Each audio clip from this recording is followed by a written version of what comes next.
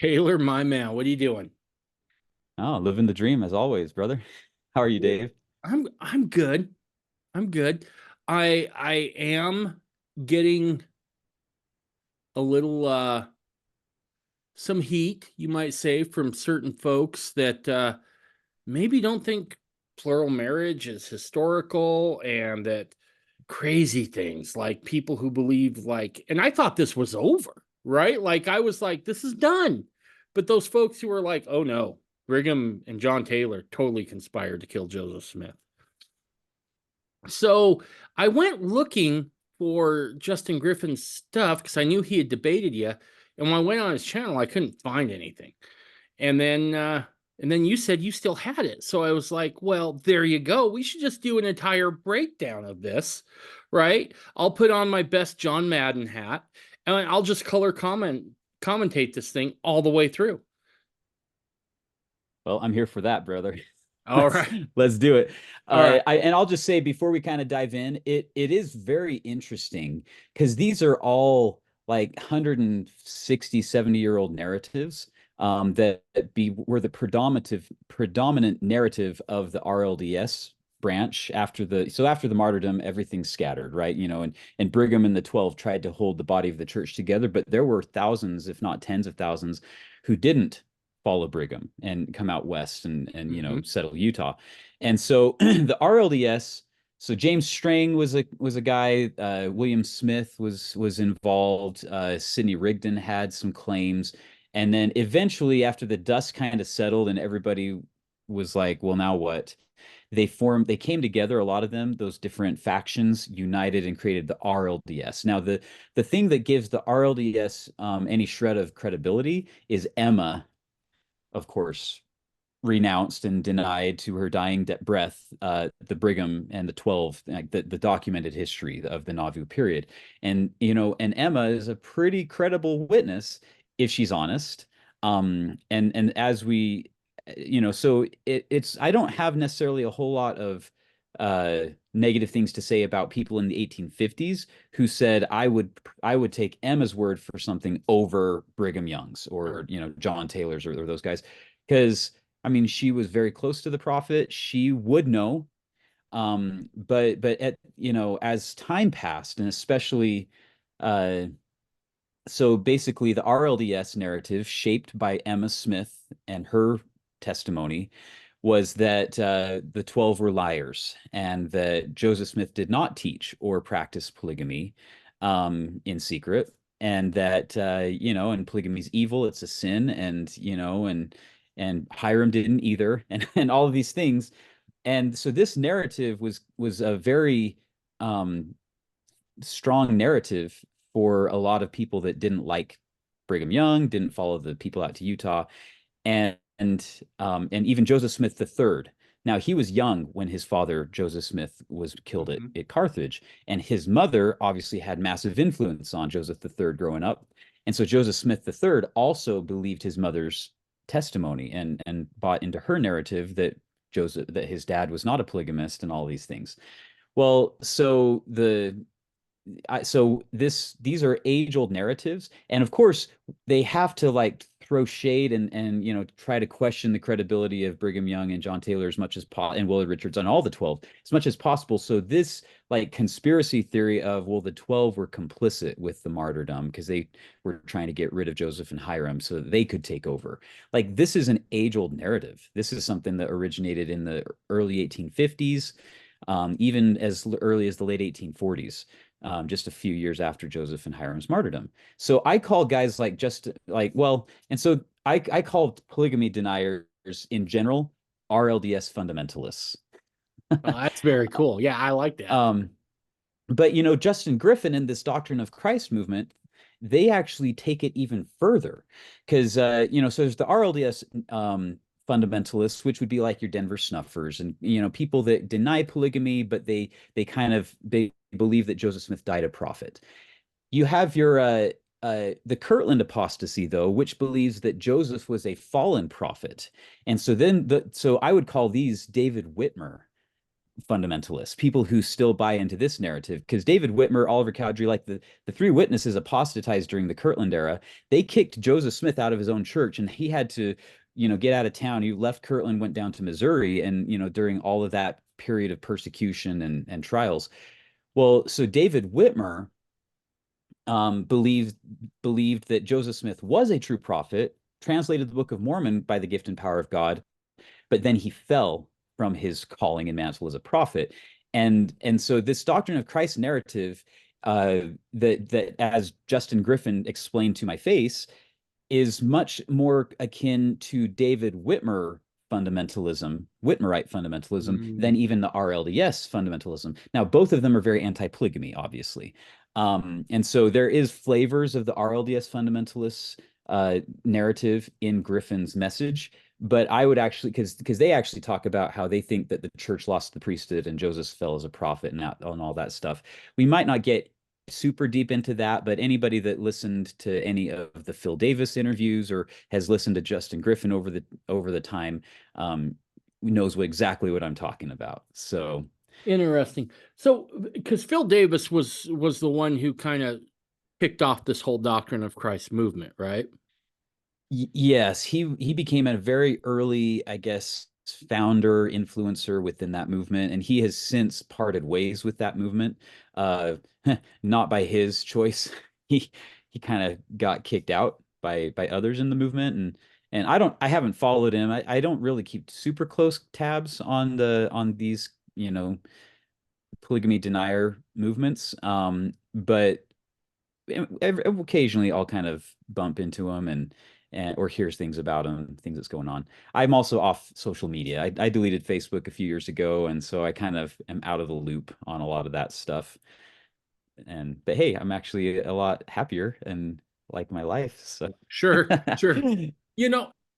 I've said of this movement for a while, they are eerily reminiscent of modern day, and when I say modern day, I mean the last 100 years, modern day progressives. Oh, for sure. Because of the tactics that they use, right? If we look back at what the progressives have done to the founding father and the founding documents of the United States, what you find is that in order to discredit their message, they have to discredit the messenger. So you get this narrative of rich white slave owners, and some of them did own slaves. I want to say that, but the way they paint the picture is that there was no moral conundrum about it. They didn't think about it. All these other things. And you get much the same thing in this Doctrine of Christ movement, right? Because even though they still try to keep Joseph Smith, it's a very different Joseph Smith than what is borne out by actual good history, right? Yeah. And I've talked to a few historians about this. You've been privy to a couple of those conversations, and I just don't find any sort of veracity to their claims. They point to obscure things and that flies in the face of multiple accounts on many of their issues. And so I find it a bit insidious that way. And then they go on to completely try to discredit Brigham Young, which, if you're looking at remaking Mormonism into something closer to your heart's desire, that's exactly what you would need to do, because Brigham Young is a linchpin between Joseph Smith and the rest of the Restoration on down. Whether you're LDS, whether you're fundamentalist, whatever the case is, you hold to Brigham Young on some level. And so if you can discredit Brigham Young and you can discredit John Taylor, you now have, and your Joseph Smith is different than the historical Joseph Smith, you now have the ability to recreate Mormonism into anything you want it to be. And I find it very disturbing. And I find it disturbing because of the blatant lies that come through, and people who might feel like there's something wrong in the church. And let's face it, I believe there's something wrong inside the church, right? I don't believe that all is well in Zion. But what I attribute that to is a departure from those orthodox principles. They would attribute it to, no, it's always been wrong ever since Joseph Smith died. Totally. A lot of thoughts on that. I'm just going to, first off, when you talked about progressive tactics. They're using these progressive tactics. 100% agree. George Orwell put it this way in his book, I believe it's 1984. He says, those who control the present control the past. Right. Those who control the past control the future. Right. And I'm not saying that these Doctrine of Christ people control the present, but the church has, for generations, they kind of had that stranglehold on the history, but they have, in just recent years, just the last couple of decades, really opened up those archives. And so it has been vindicating for a lot of the fundamentalists to basically say, yeah, well, this is what we've been saying all along. But so going back though to, it is insidious, it is lies, it is just pure evil. But if we just look at it as, they are exerting their will, that's not very empowering. That's like basically playing the victim card. Like, we couldn't control this and this and that.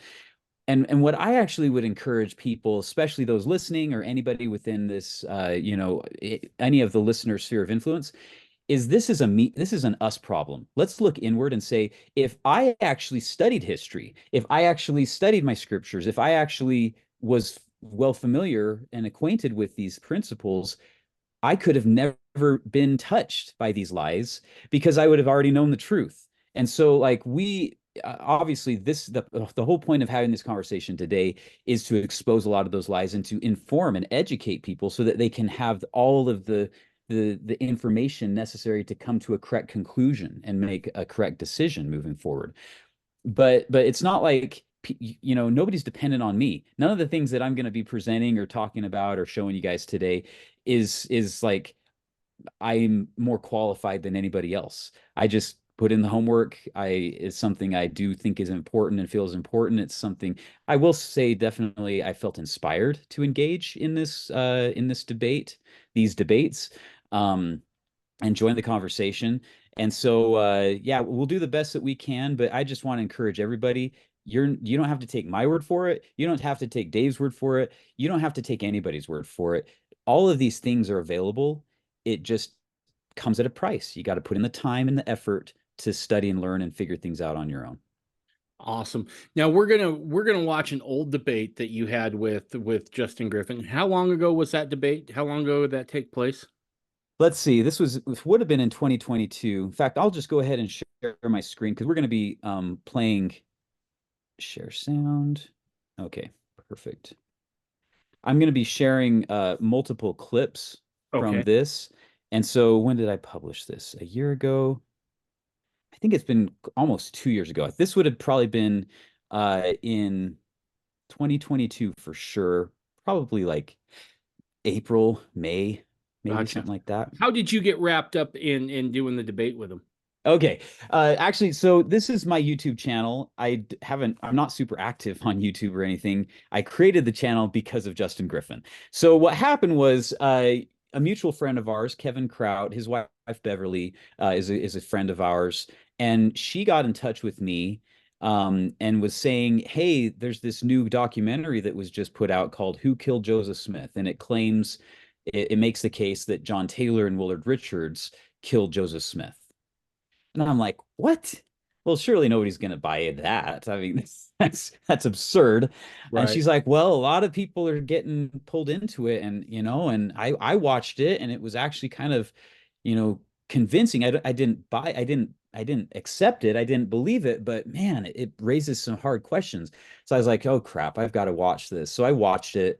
And then I was talking to her or Kevin, I can't remember. And I was just like, okay, this is high production value. This is going to, but the main reason I think that it is as influential as it has been is because it gives people permission to give voice to a lot of their concerns that they've had about the church. There's a lot of reasons, especially during COVID, to have concerns about the church and some of the things that the church has done. And so this gives you permission to basically distance yourself from the church and think that you're getting closer to the original gospel of the restoration. And basically, if the church is in apostasy, now it's not a question of if, but when did it go off course? When Mhm. did it go astray? And, you know, and if you can trace it back to Brigham Young and throw him and the 12 under the bus, the other advantage to that is you don't have to deal with polygamy, which Right. is not people's favorite subject to confront. And I get it. It's not something that is a pleasing doctrine. It's something that is very challenging spiritually and all this. And so it's like the perfect storm of all of these things. I think it was people were vulnerable because of COVID and the church's response to it. They had these concerns with politics and corruption and people, like the church was changing ordinances right and left.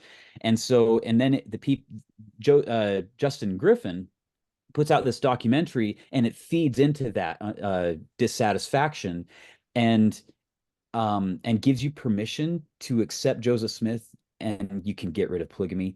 It's like the perfect storm. And I think it was very exploitive, the way that it came about at targeting people in a very vulnerable position.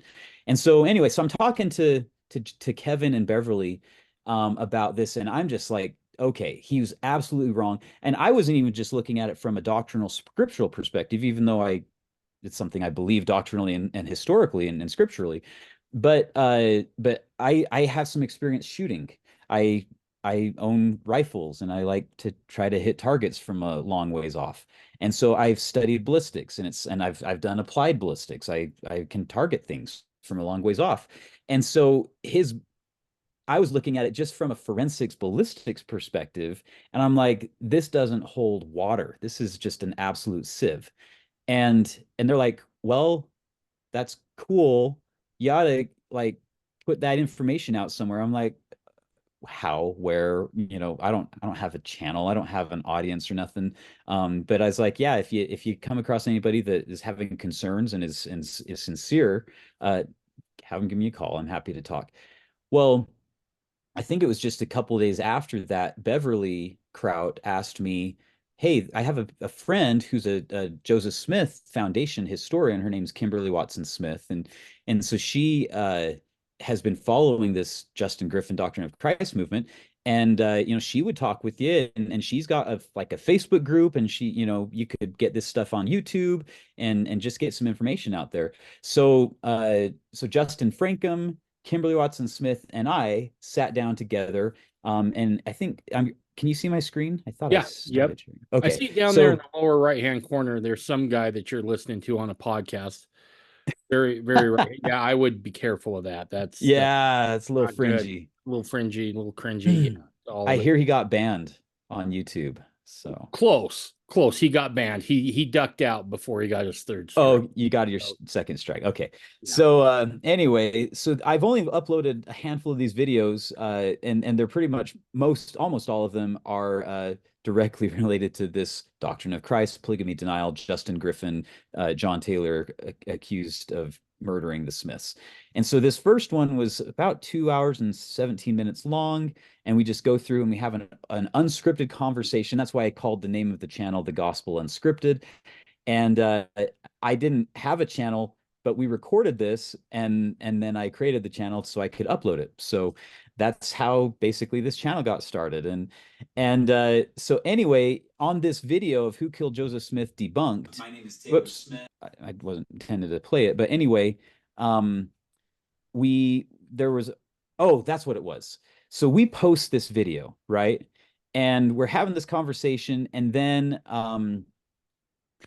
so Justin Griffin hears about this video from I summon in his network, send him the link, and is like, hey, Kim Smith is coming after you, and she's got these two guys that she had this conversation. So Justin Griffin takes out of this 2 hours and 17 minutes conversation, he targets 10 minutes, and he does a 40-minute episode on his YouTube channel debunking us debunking him.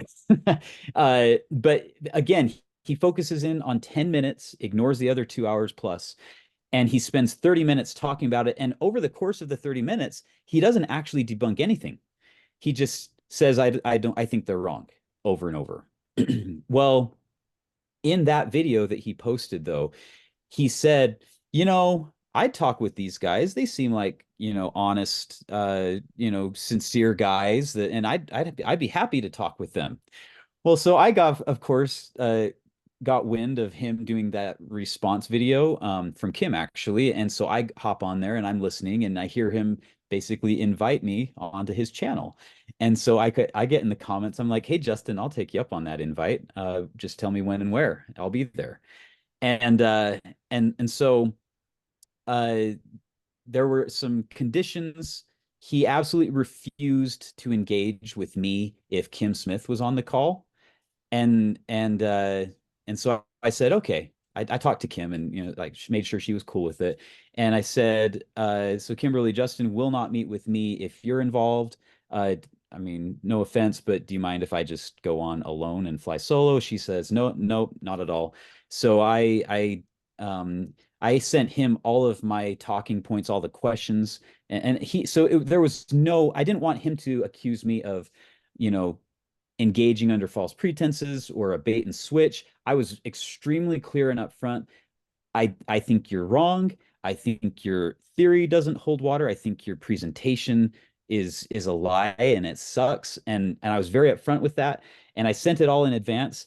And he accepted the terms of engagement, so to speak. And then he like flipped things right at the last second, like the day of, the night of. And I almost was like, dang, do I back out of this? Like, is this really going to be worth my time? And I prayed about it and I just felt like, you know what? It needs to happen. And so I went through with it anyway. And so that is how this first video came to be. Um, and so I left it uncut. It's over 2 hours long, 2 hours and 5 minutes long. So and then there's a part two.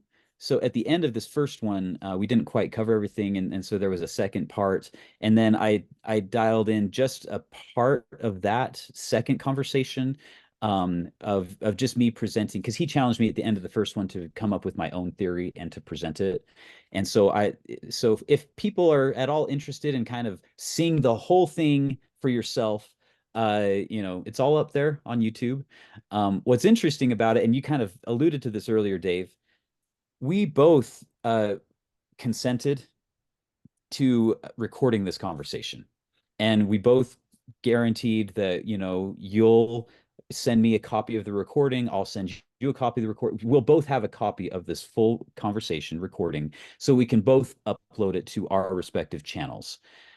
Well, so Justin Griffin uploaded the videos to his channel, but I'm not sure if he ever actually did upload this second half, this round two. If he did, he has completely pulled it off. And then a few months after the first one dropped, because he did have it uploaded onto his channel at first, just public, but he has since set this round one conversation to private. You have to request access from him, the owner, before he would allow you to watch the round one on his channel. So effectively, he has tried to hide or bury this information from his followers. Fortunately, I have my own independent channel that he has no control over, and so it's still available to anybody that's interested. Um, anyway, does that Yeah, that was that kind of a that kind of long clears it answer, up. but One okay. one other question, and then we'll move on to the video here and Sure. stop and make some commentary here. Mhm. He produces two movies, right? And I've heard rumors of a third in the works. I'm not sure if that's factual or not, but um, you're right. Those movies do have some pretty good production quality, right? Now, anyone who's done any sort of film work knows that that stuff's not cheap, right? Do we know who's funding him? Is this self-funded? Do we have any idea? Because a lot of times I'm like, okay, where's the money? Let's follow the money and see where this is coming from. Because normally that'll tell you what the who the real power players are. Yeah, I actually don't know who funded it. I know that Griffin, I don't know if he's like wealthy enough to fully independently fund this himself. But I think he's doing okay financially. We have a mutual friend who used to know him because he was a senior manager at Cutco years Okay. ago. And so like he has a background in sales and marketing. He has a background in upper management in those capacities. And, I know, speaking a little bit from personal experience or just personal observation, those guys are doing pretty good financially. Right. And if that's been his career for several years, I can imagine that setting himself up pretty good. So I don't know if he actually did fully fund this independently on his own, or if there were other people that kind of pooled Gotcha. resources. Um, Either Inter- way, it is. I mean, I don't know if it was $1 million, but it was certainly a large investment to produce his part one. Part two, I mean, it was expensive because they hired the guy back in New York, the forensic detective. I forget his name. I have notes of it somewhere. But anyway, they did hire him, and he's not cheap. I mean, that had to have been tens of thousands or more to get him to come on. And unfortunately, it didn't strengthen their narrative or further their agenda, because he basically said, yeah, the eyewitnesses accounts could be fine, and I don't think your theory really holds water, says the forensic expert who he Interesting. paid as a consultant for that. So part one, I would definitely say, was far more effective because he tried to lock in and really dial in on just the 2-3 minutes in the Carthage jail, and try to build a case in that vacuum that the mob was not responsible for Joseph's and Hyram's murders, but it was John Taylor and Willard Richards. It was an inside job.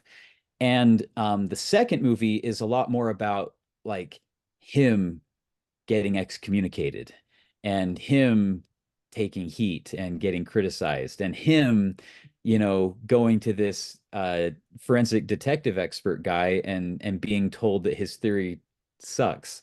Like that's what part two is all about.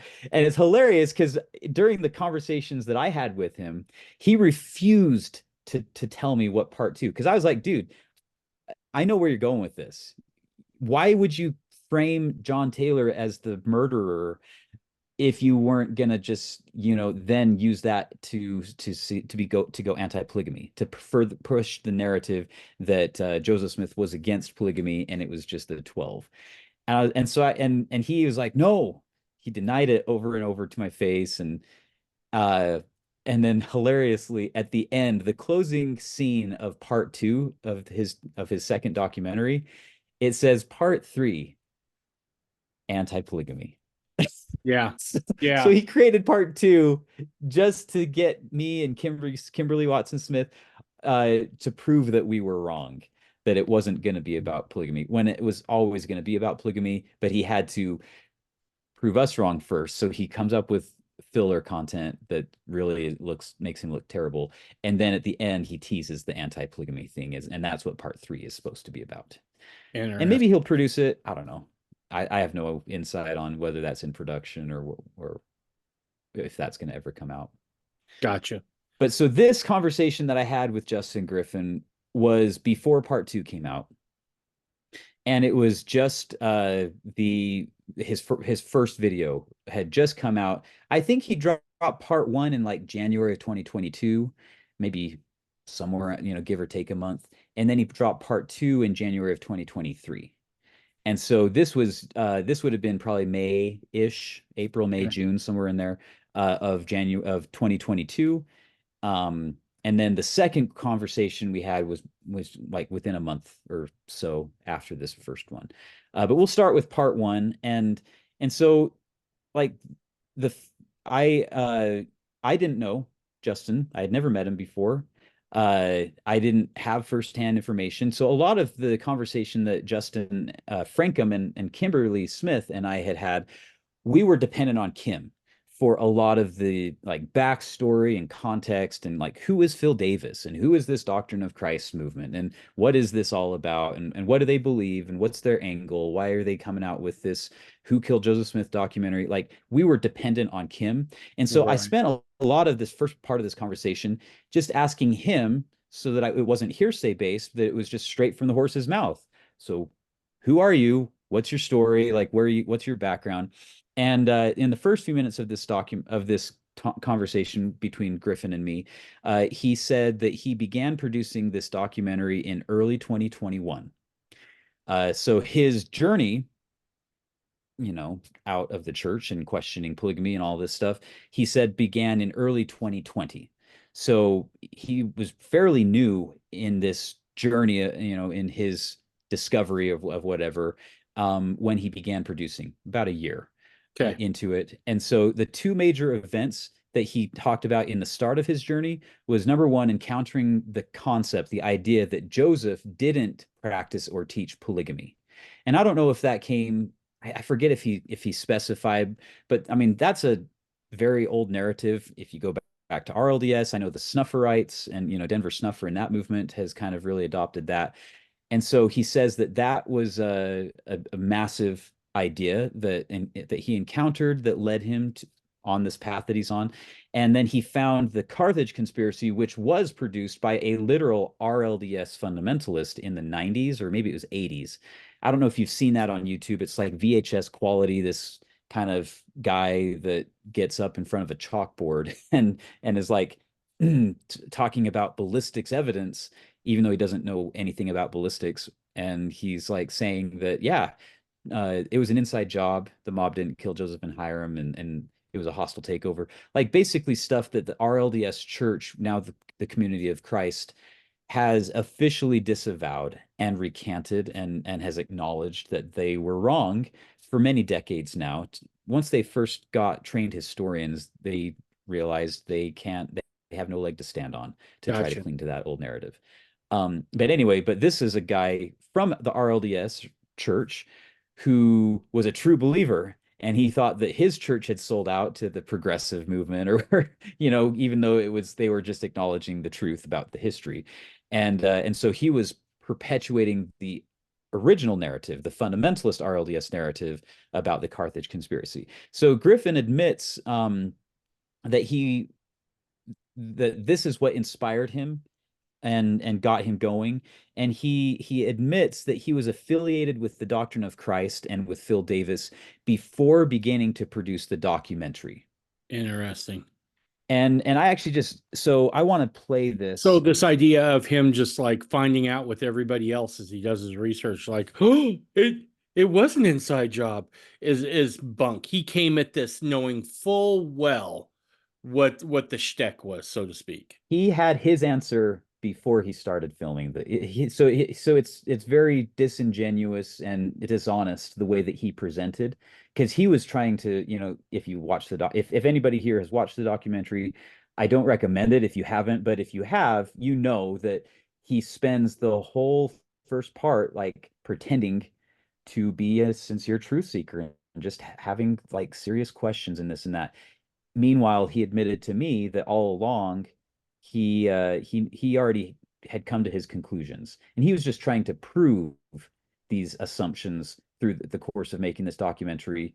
But it's not very scientific when you start with the answer before you do the tests and before you look at the evidence. So, and especially when evidence contradicts your conclusions, you have to either revisit your conclusion or you have to throw out the evidence. And as you'll see, as we go through this conversation, he threw out evidence and still continues to this day to throw out evidence. So, but let's just play. I got about a 15-20 second clip or so. Sure. But it kind of, and so you can just, if you can't hear the audio coming through the recording, just let me know. But hopefully it is. No, I was already a part of Doctrine. I had met, remember, we filmed a year later. So in that previous year is when I started meeting all those guys and hanging out. Oh, okay. So you were pretty closely affiliated by the time you began creating the documentary. Yeah, I mean, I love those guys. I think they're awesome. Anyone that talks about Doctrine of Christ, I just think it's fantastic. So, okay. So, again, I just want it to come straight from his mouth that he admitted to me on this recorded conversation that he already was buying into these narratives before he began producing his documentary. I'm gonna. He says something there that I think is super important and kind of super telling, right?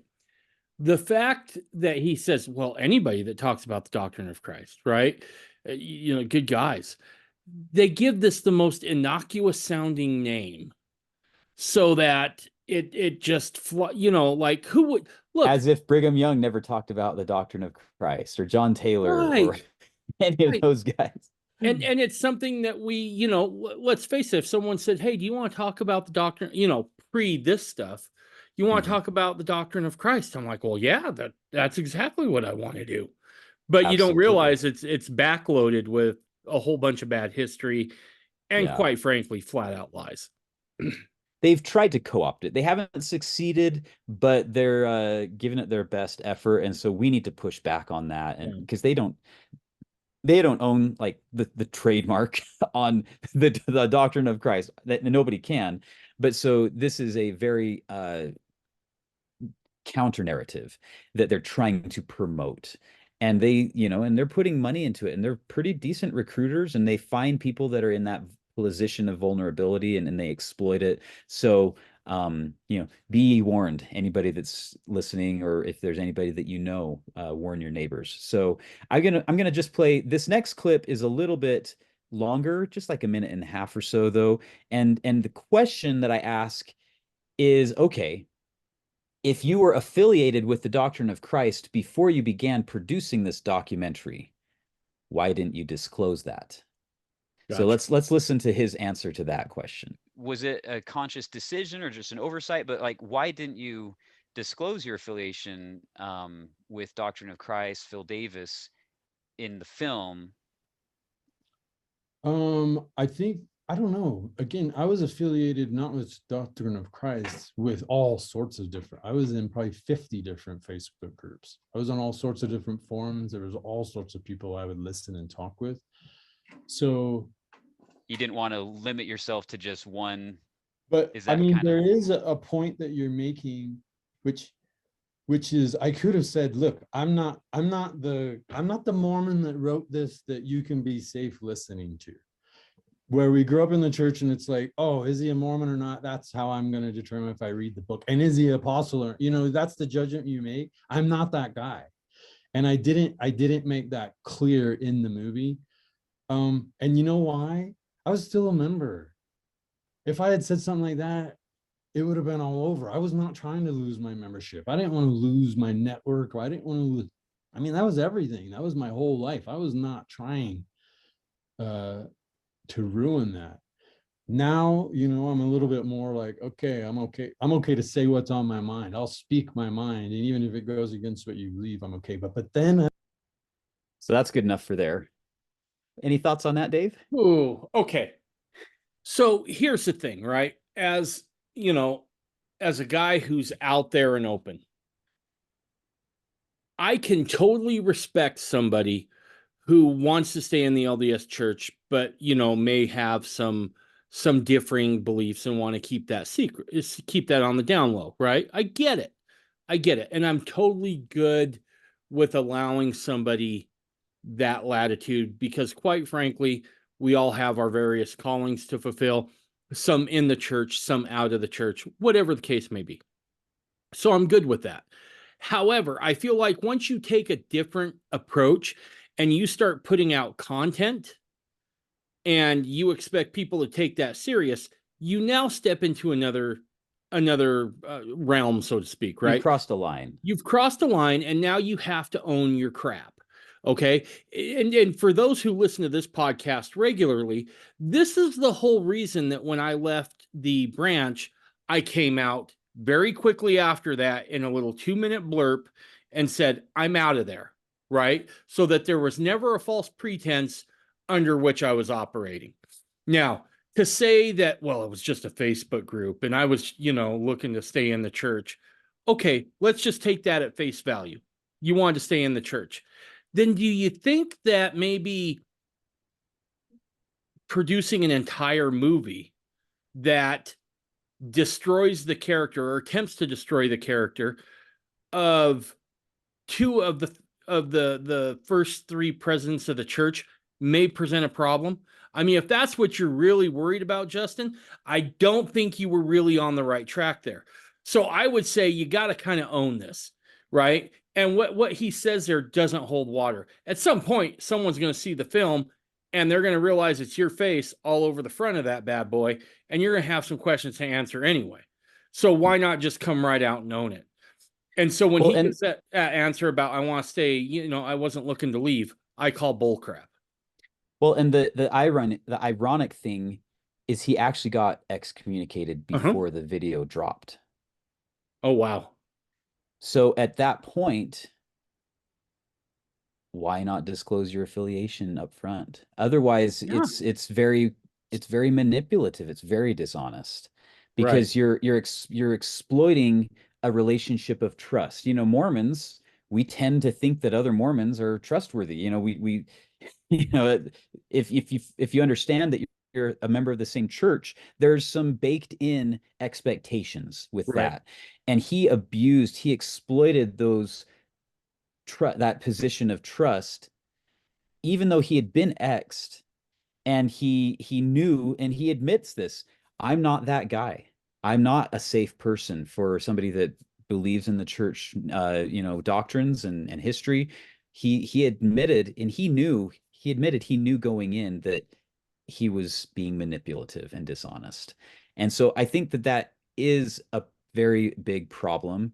I'm glad that he admitted to me on this recorded conversation that the truth about that, but it doesn't undo all of the hundreds of, I don't know, thousands, maybe, I don't know how many people watched his show, and it shook them. And maybe they got recruited to join his movement, or maybe they just went atheist or anti-Mormon, or maybe they stayed in the church, but it just caused them a lot of spiritual turmoil. I don't know, but that is reckless and irresponsible. And so I just wanted to call him out on that. And then, as you were saying, take some ownership, dude. Like, men own their crap. If we do something wrong, if we do something, you need, it's a very important aspect of manhood to own your actions. And so I kind of pushed back on this because he was like trying to basically play the victim card. I didn't want to lose my membership in the church, and so and I understand why, because he had his network. Like, he loses his credibility as a recruiter for his Doctrine of Christ movement if he gets exed. Imagine if he was still a member to this day, and he could like DM people, private message people, and like talk about basically, hey, what do you think about, President Nelson's mask encouraging, and, and just exploiting people who already are, struggling with things that the church does.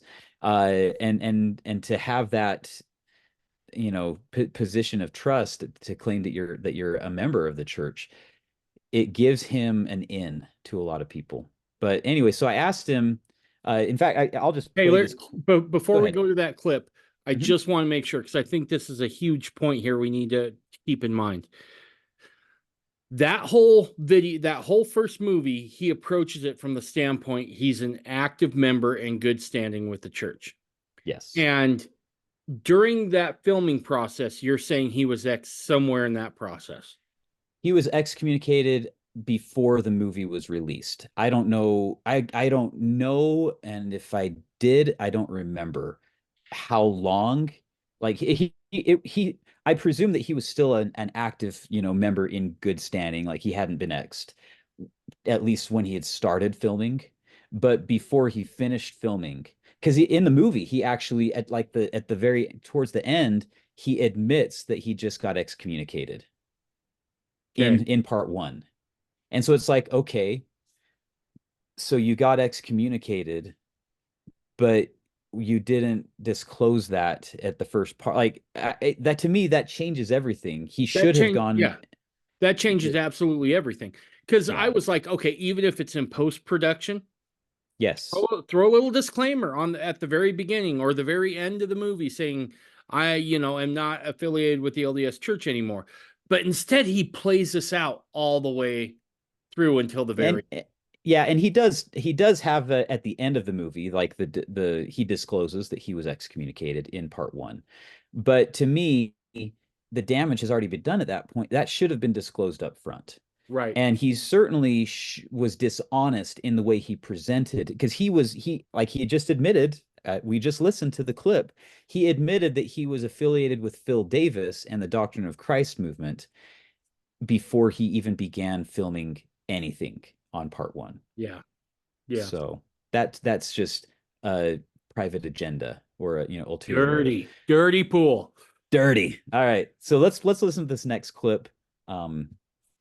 Surely you weren't surprised that the church took action after.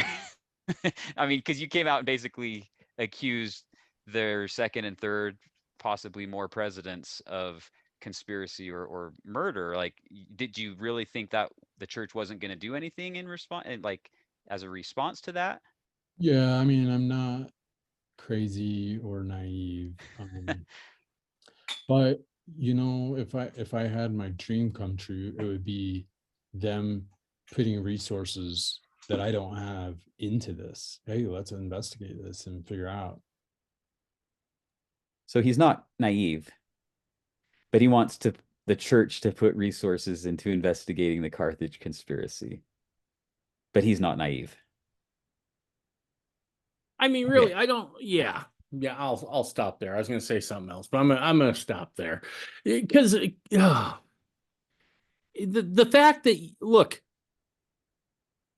had I started this podcast when I was still, an active member of the LDS Church, I would fully expect to get hauled in, right?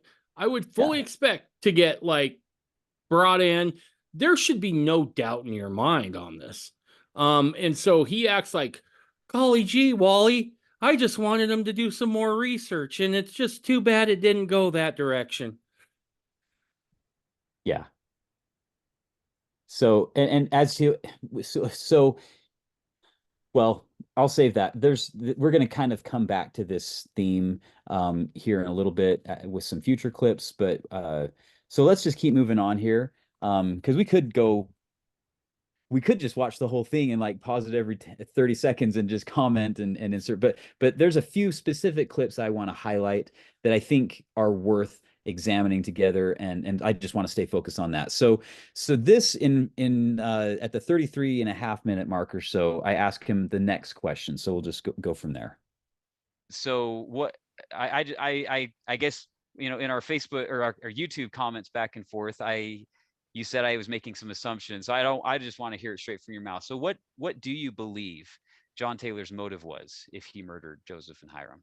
So I'm not ready to comment on that. I cannot say with as much confidence on the motive as I can on the evidence. So that's one thing I want to get stronger at, as the motive and explaining all of that. But for right now, I don't want to do that until I'm ready. Okay. So this, I think, is really key, because this was, I think, the first time. Remember, I sent this to him days in advance. I did not blindside him with any of these questions. He had days to think about his answer, and he chose to not comment on the motive. And because the reality is, I have a friend. His brother was a homicide detective for 20 years. And I asked my friend to ask his brother, do homicide detectives investigate a murder and only look at forensic evidence and in a vacuum and ignore motive and other context and circumstances? And he said, are you crazy? Nobody ever does that. When you're investigating a murder, you're always looking at motive as you're analyzing evidence and collecting, evidence. And so a good detective would never divorce those two and look at them in isolation of one another. They're inextricably interwoven. And so basically what Justin, if this is accurate, if he's being honest with me here, and he is expressing maybe a little humility, I just am not ready. I don't know for sure. I haven't thought it through enough. I haven't, whatever. The fact that he's declining to comment on motive at all at this juncture proves he was not ready to release part one. Right. Because if you're not prepared on motive, you got no business accusing somebody of murder using 160 years ago, whenever it was, on the basis of only forensic evidence, even if the evidence was like solid, it's premature to jump to murder accusations. And so, go ahead. Let me ask you this. During this time, as you're getting prepared to have this exchange with Justin Griffin, are you hearing any rumors or reports or anything that maybe he's already spilled the beans to other people about what he thinks the motive could be?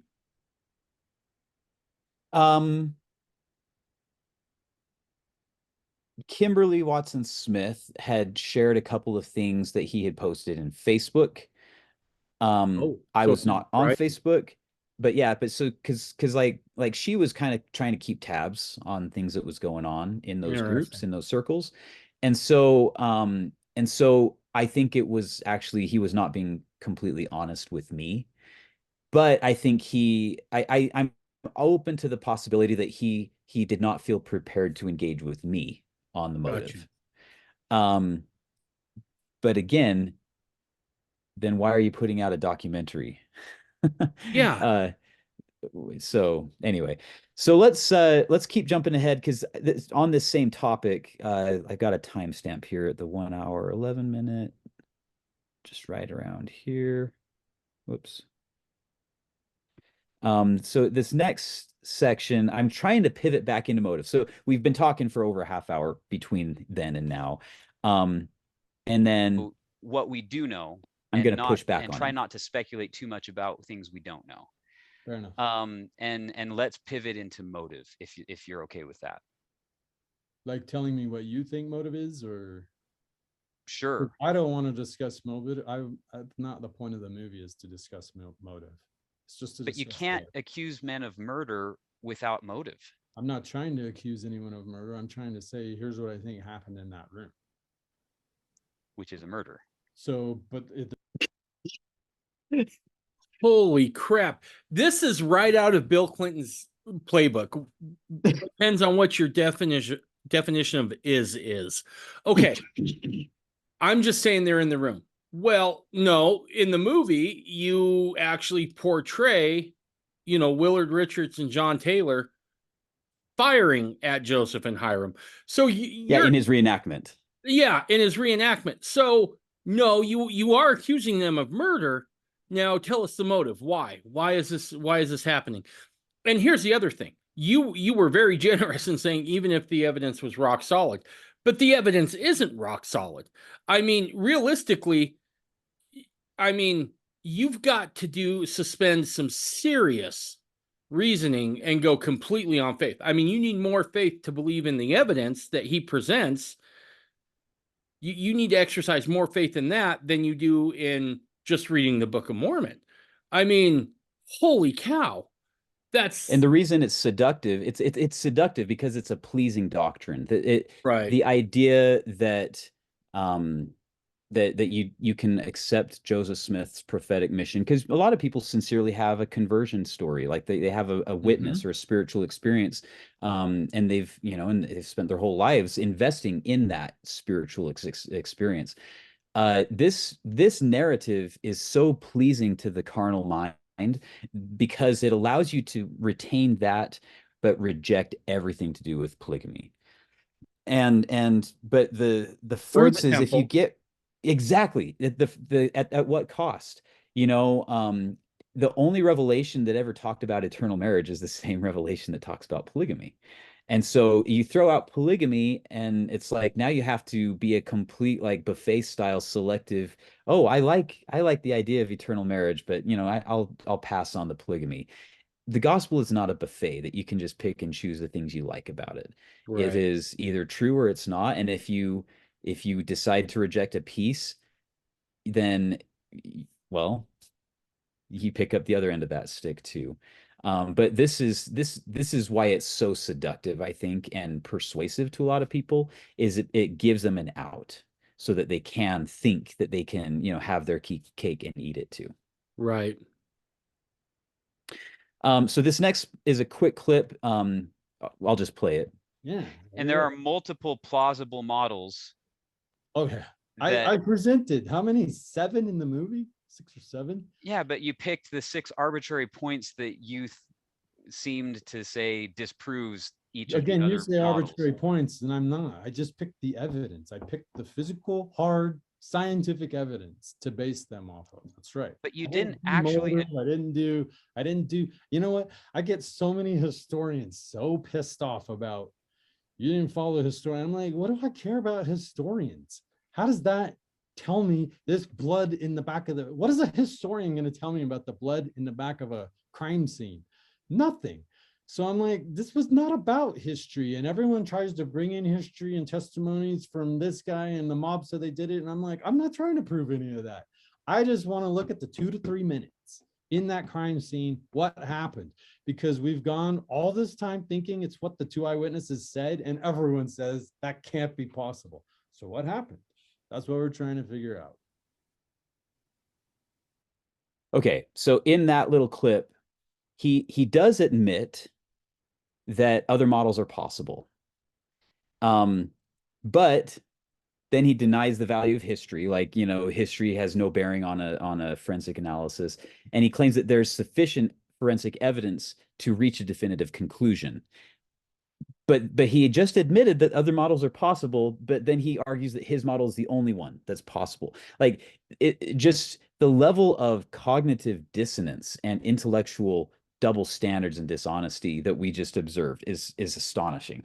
He's just talking out of both sides of his mouth, and I don't even think he even is aware of how absurd these statements, because they're incompatible. They cannot all be you can't have other models that are plausible, but his model is the only one. Those are mutually exclusive statements, and yet he's just making them one after another. And he, you know, denying the value of history, like this crime scene, as he calls it, is 160 years old. That's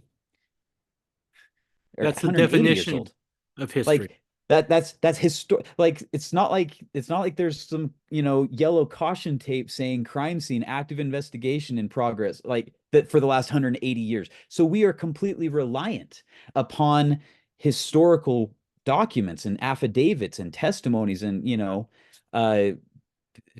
historical evidences to have any hope of understanding what happened in that location 180 years ago. So he just throws out the value of history blanket, which is very interesting. Claims that there's, oh, that was another key thing. In this clip, he claims that there's sufficient forensic evidence to reach a definitive conclusion about what happened. But as we're going to see in the next, like, I think 2 clips or 2 or 3 clips, there, 3 clips down, he completely walks that back. So let's just keep moving along. I have the next clip queued up here. If I can get to the, there we go. My own theory. I just wanted to know if I'm in your shoes. I just wanted to say, is that possible or not? And the first thing I did was prove that the Carthage conspiracy theory could not have worked. It could. So he claims here that the first thing he did was to prove that Carthage conspiracy, like that VHS quality 1980s RLDS fundamentalist presentation on the Carthage conspiracy, that he claims that he proved that didn't work. Yet in the movie, like in the documentary, in the film Who Killed Joseph Smith, Justin Griffin says that Sam Weston was the one who convinced him the angles could work, basically disproving that, you know, 1980s theory from the RLDS guy. So Griffin just told me at the beginning of the conversation he didn't go to Sam Weston first in his investigation. So he's all over the place with this. Either he's lying in the film, where he attributes to Sam Weston the credit of proving that the Carthage conspiracy couldn't work, or he just lied to me, to my face, saying that it was the first thing that he did was prove the Carthage conspiracy didn't work. So it's just, I wanted to highlight that little, you know, 20 seconds as just another example of revisionism and gaslighting. Like, this is what emotionally abusive people do to victims, is they just gaslight and get you to question, like, your sanity, your memory.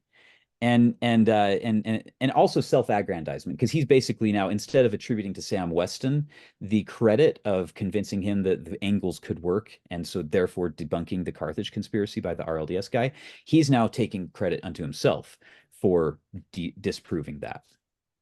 Jeez. Okay, so the next clip. Backlash for that, but I don't care. That's the more integritous thing to do. And if you go do the work to create a theory, that's when you'll start saying, oh man, I can see why he said what he said. You'll see how he came up with it. Okay, so Justin Griffin, whether he intended or realized it or not, just made a prophecy. He prophesied that if you go to the work to create a theory, that's when you'll start saying, oh, he's got a point. As we'll see in the next few minutes, this was a completely false prophecy, and he actually admits it. So just for the record. Next clip. Said what he said. You'll see how he came up with it. And I had to fill a ton of holes in because there's only so much evidence, and it was a long time ago. So you have to fill in, and I'm like, maybe his body was here. That's how, and yeah, I made a bunch of assumptions in the way that I made that reenactment, for sure.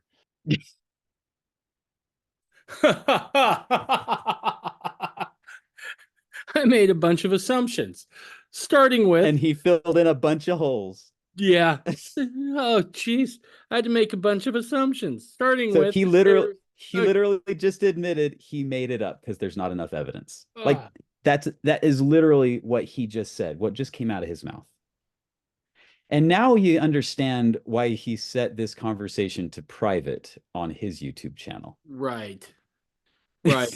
Oh, it's despicable, right? Because I mean, if you watch that first film, and in full disclosure, I couldn't get through the second one. I kept falling asleep.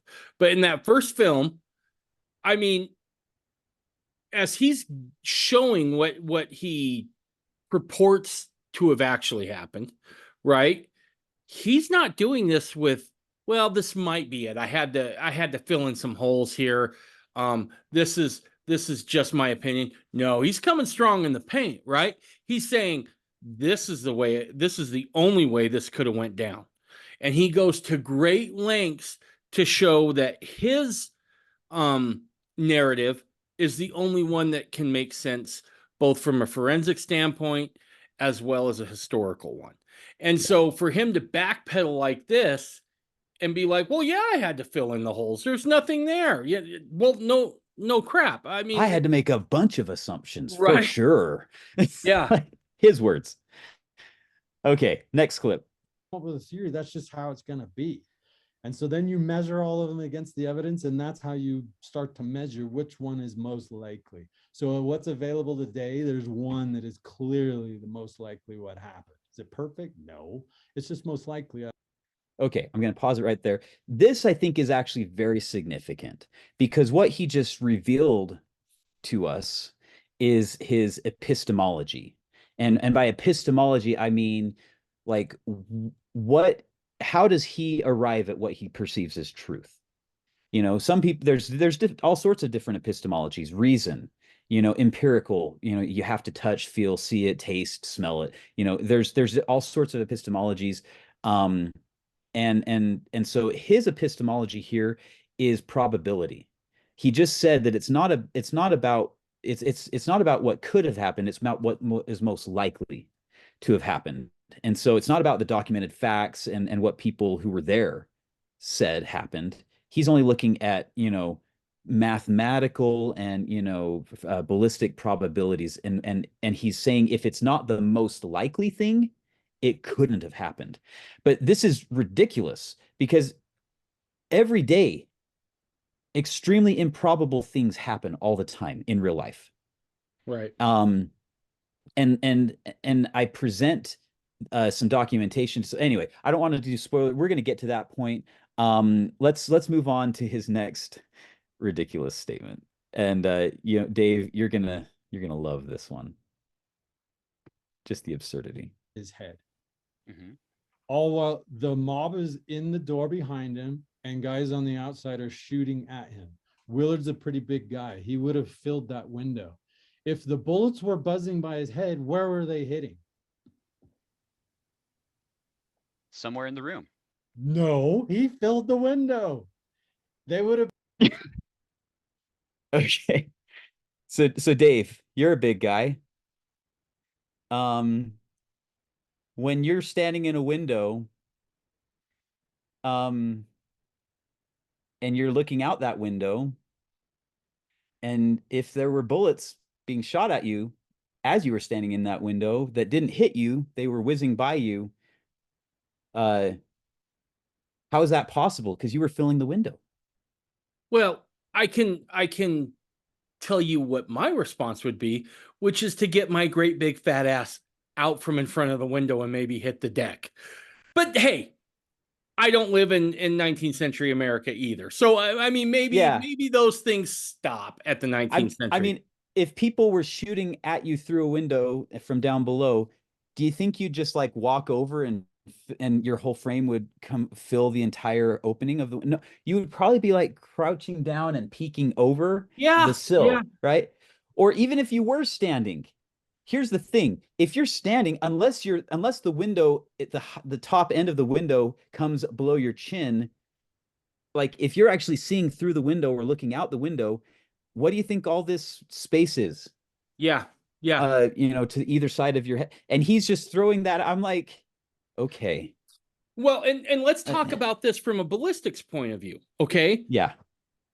Those are not, quote, sniper rifles they are using in the 19th century, right? They are able to take down a deer or an elk at a pretty decent distance, but you're aiming at a big target. Okay. You're not aiming at some dude's head. And I don't care how fat that dude is. I promise you his whole head is not taking up the window.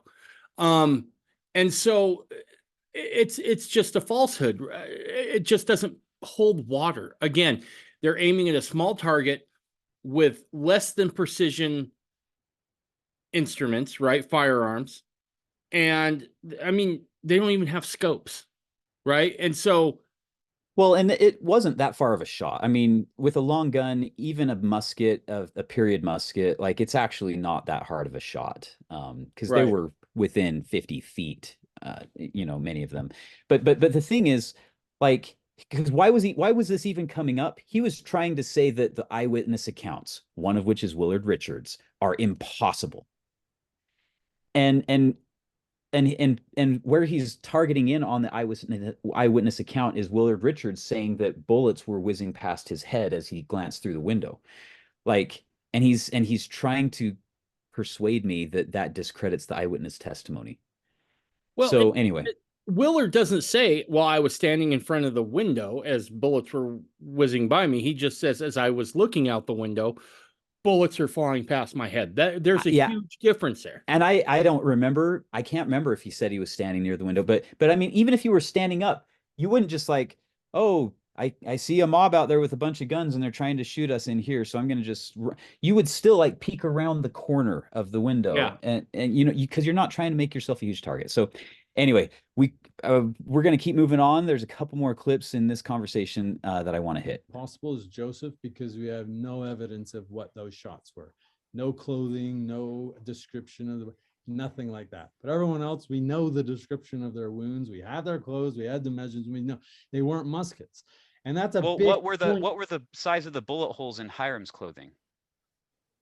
So the one in his back,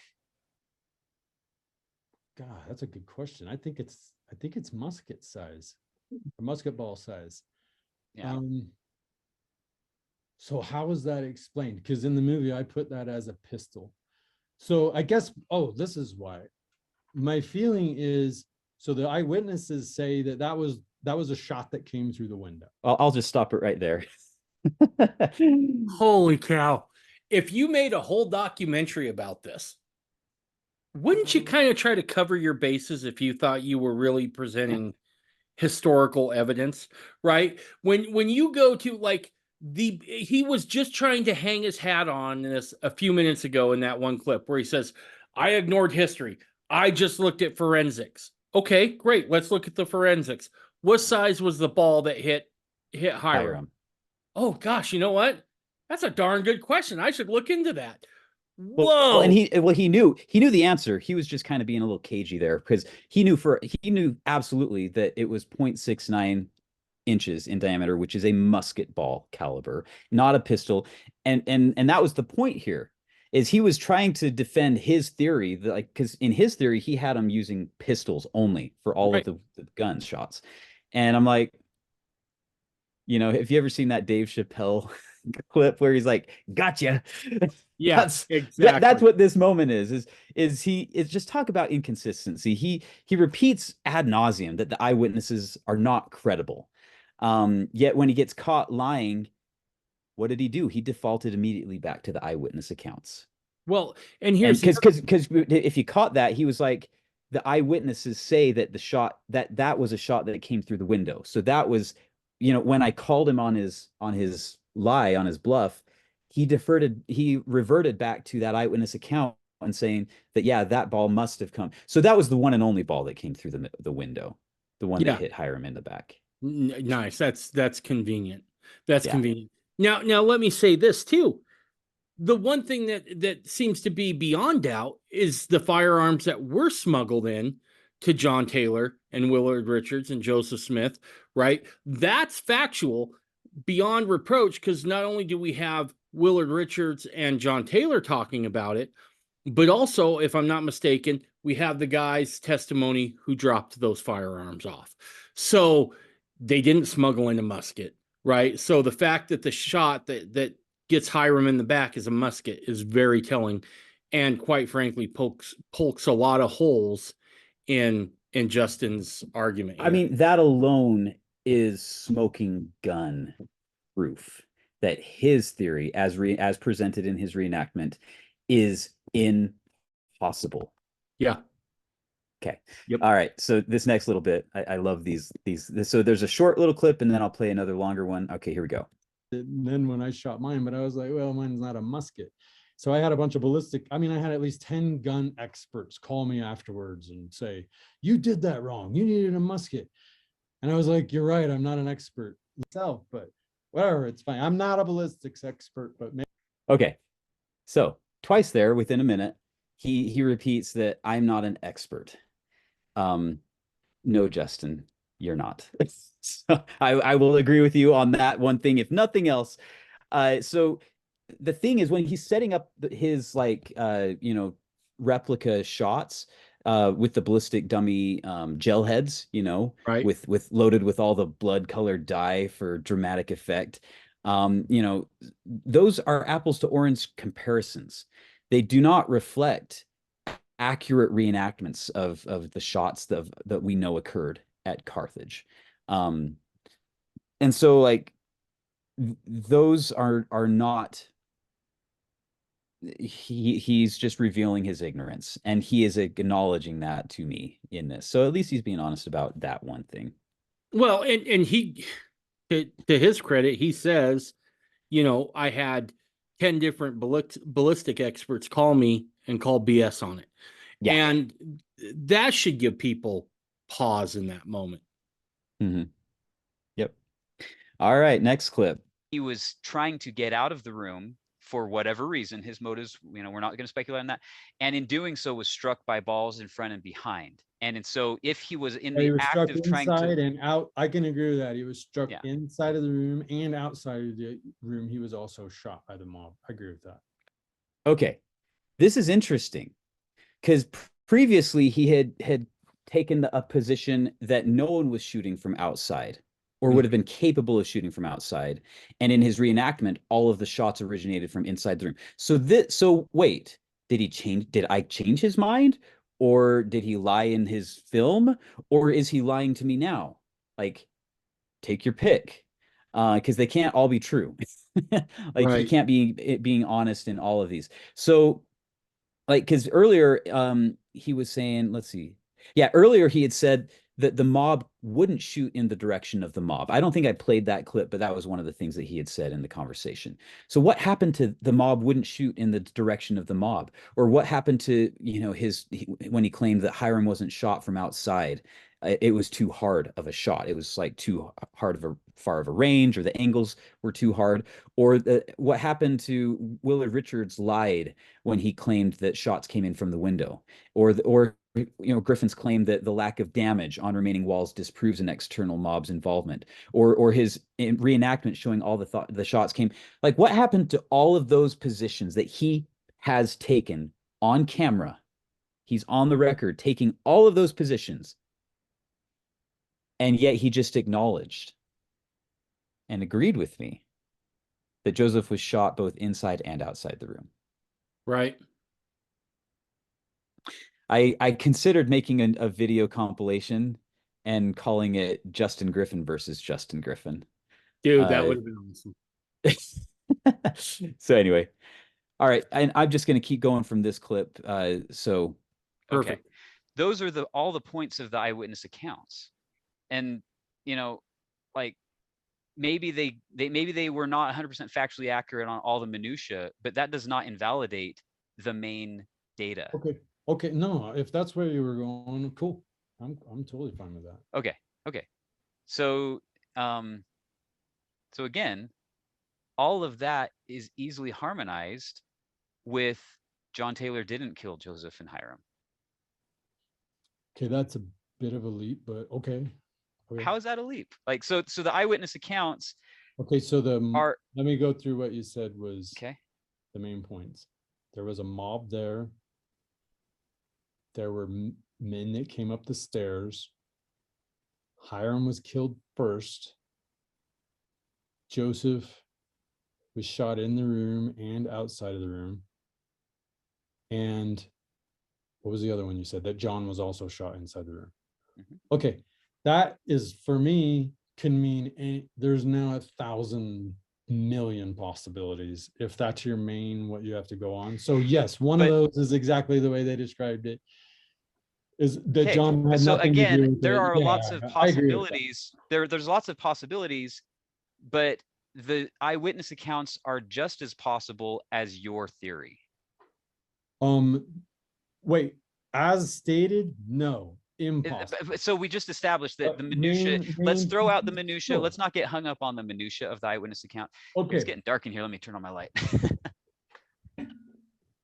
But yeah, so I thought we had just established that the eyewitness accounts are not necessarily, the value there is not the minutia, the fine details. The value of the eyewitness accounts are the main events.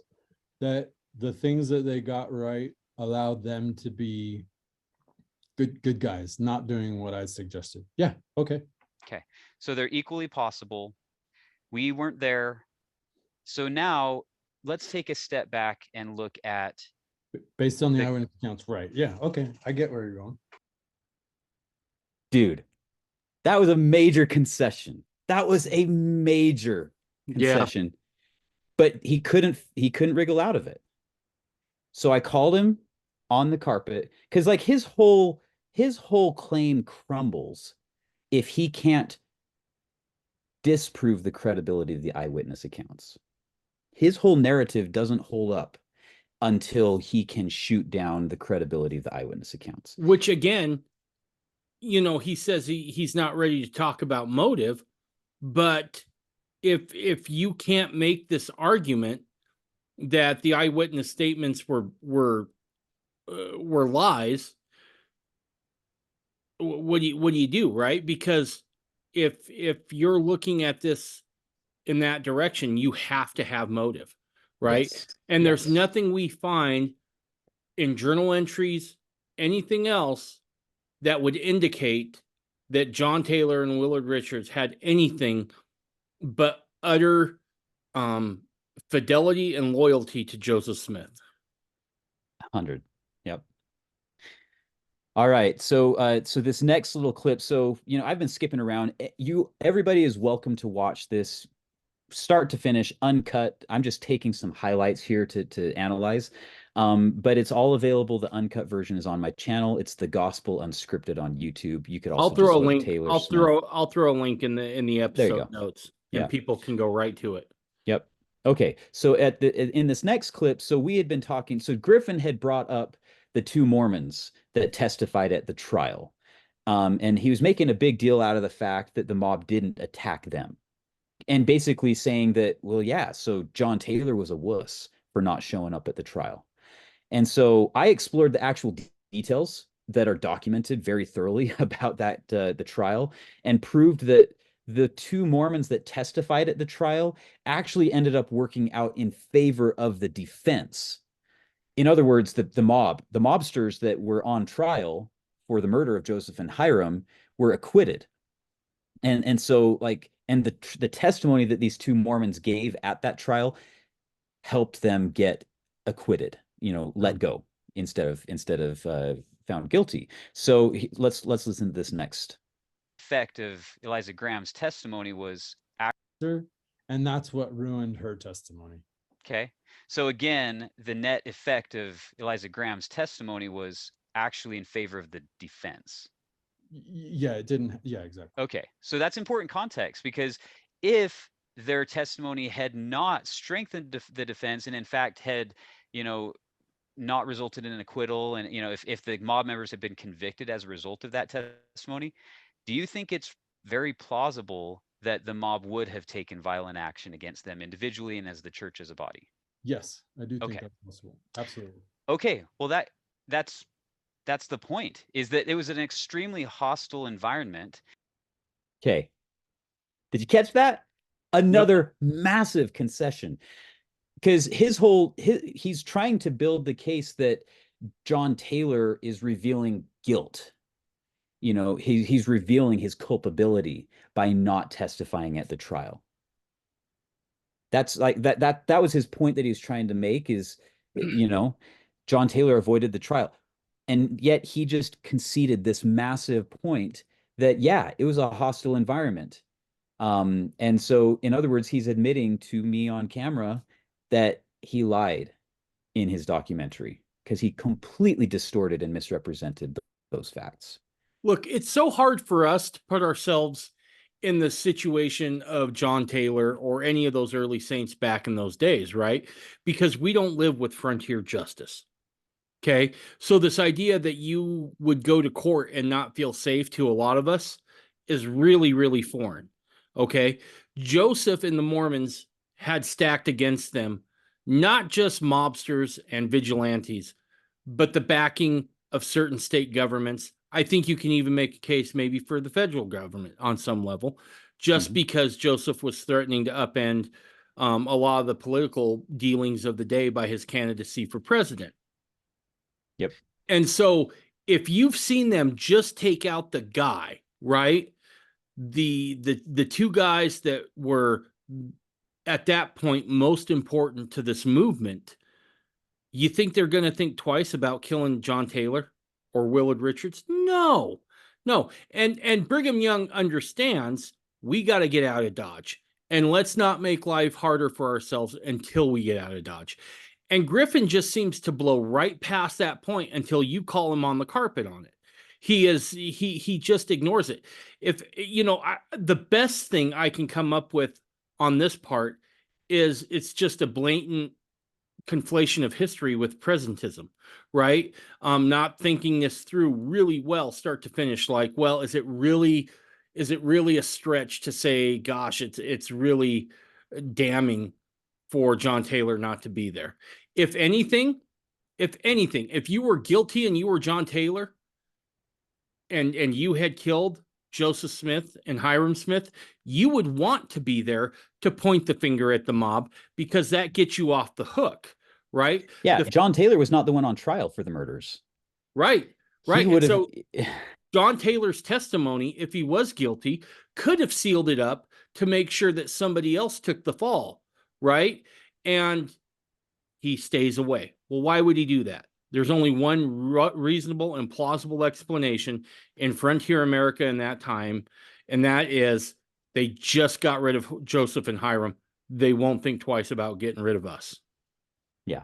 And that's that. So this next clip, I basically wrap up that point, because there's a guy, you can just Google it, Famous Trials.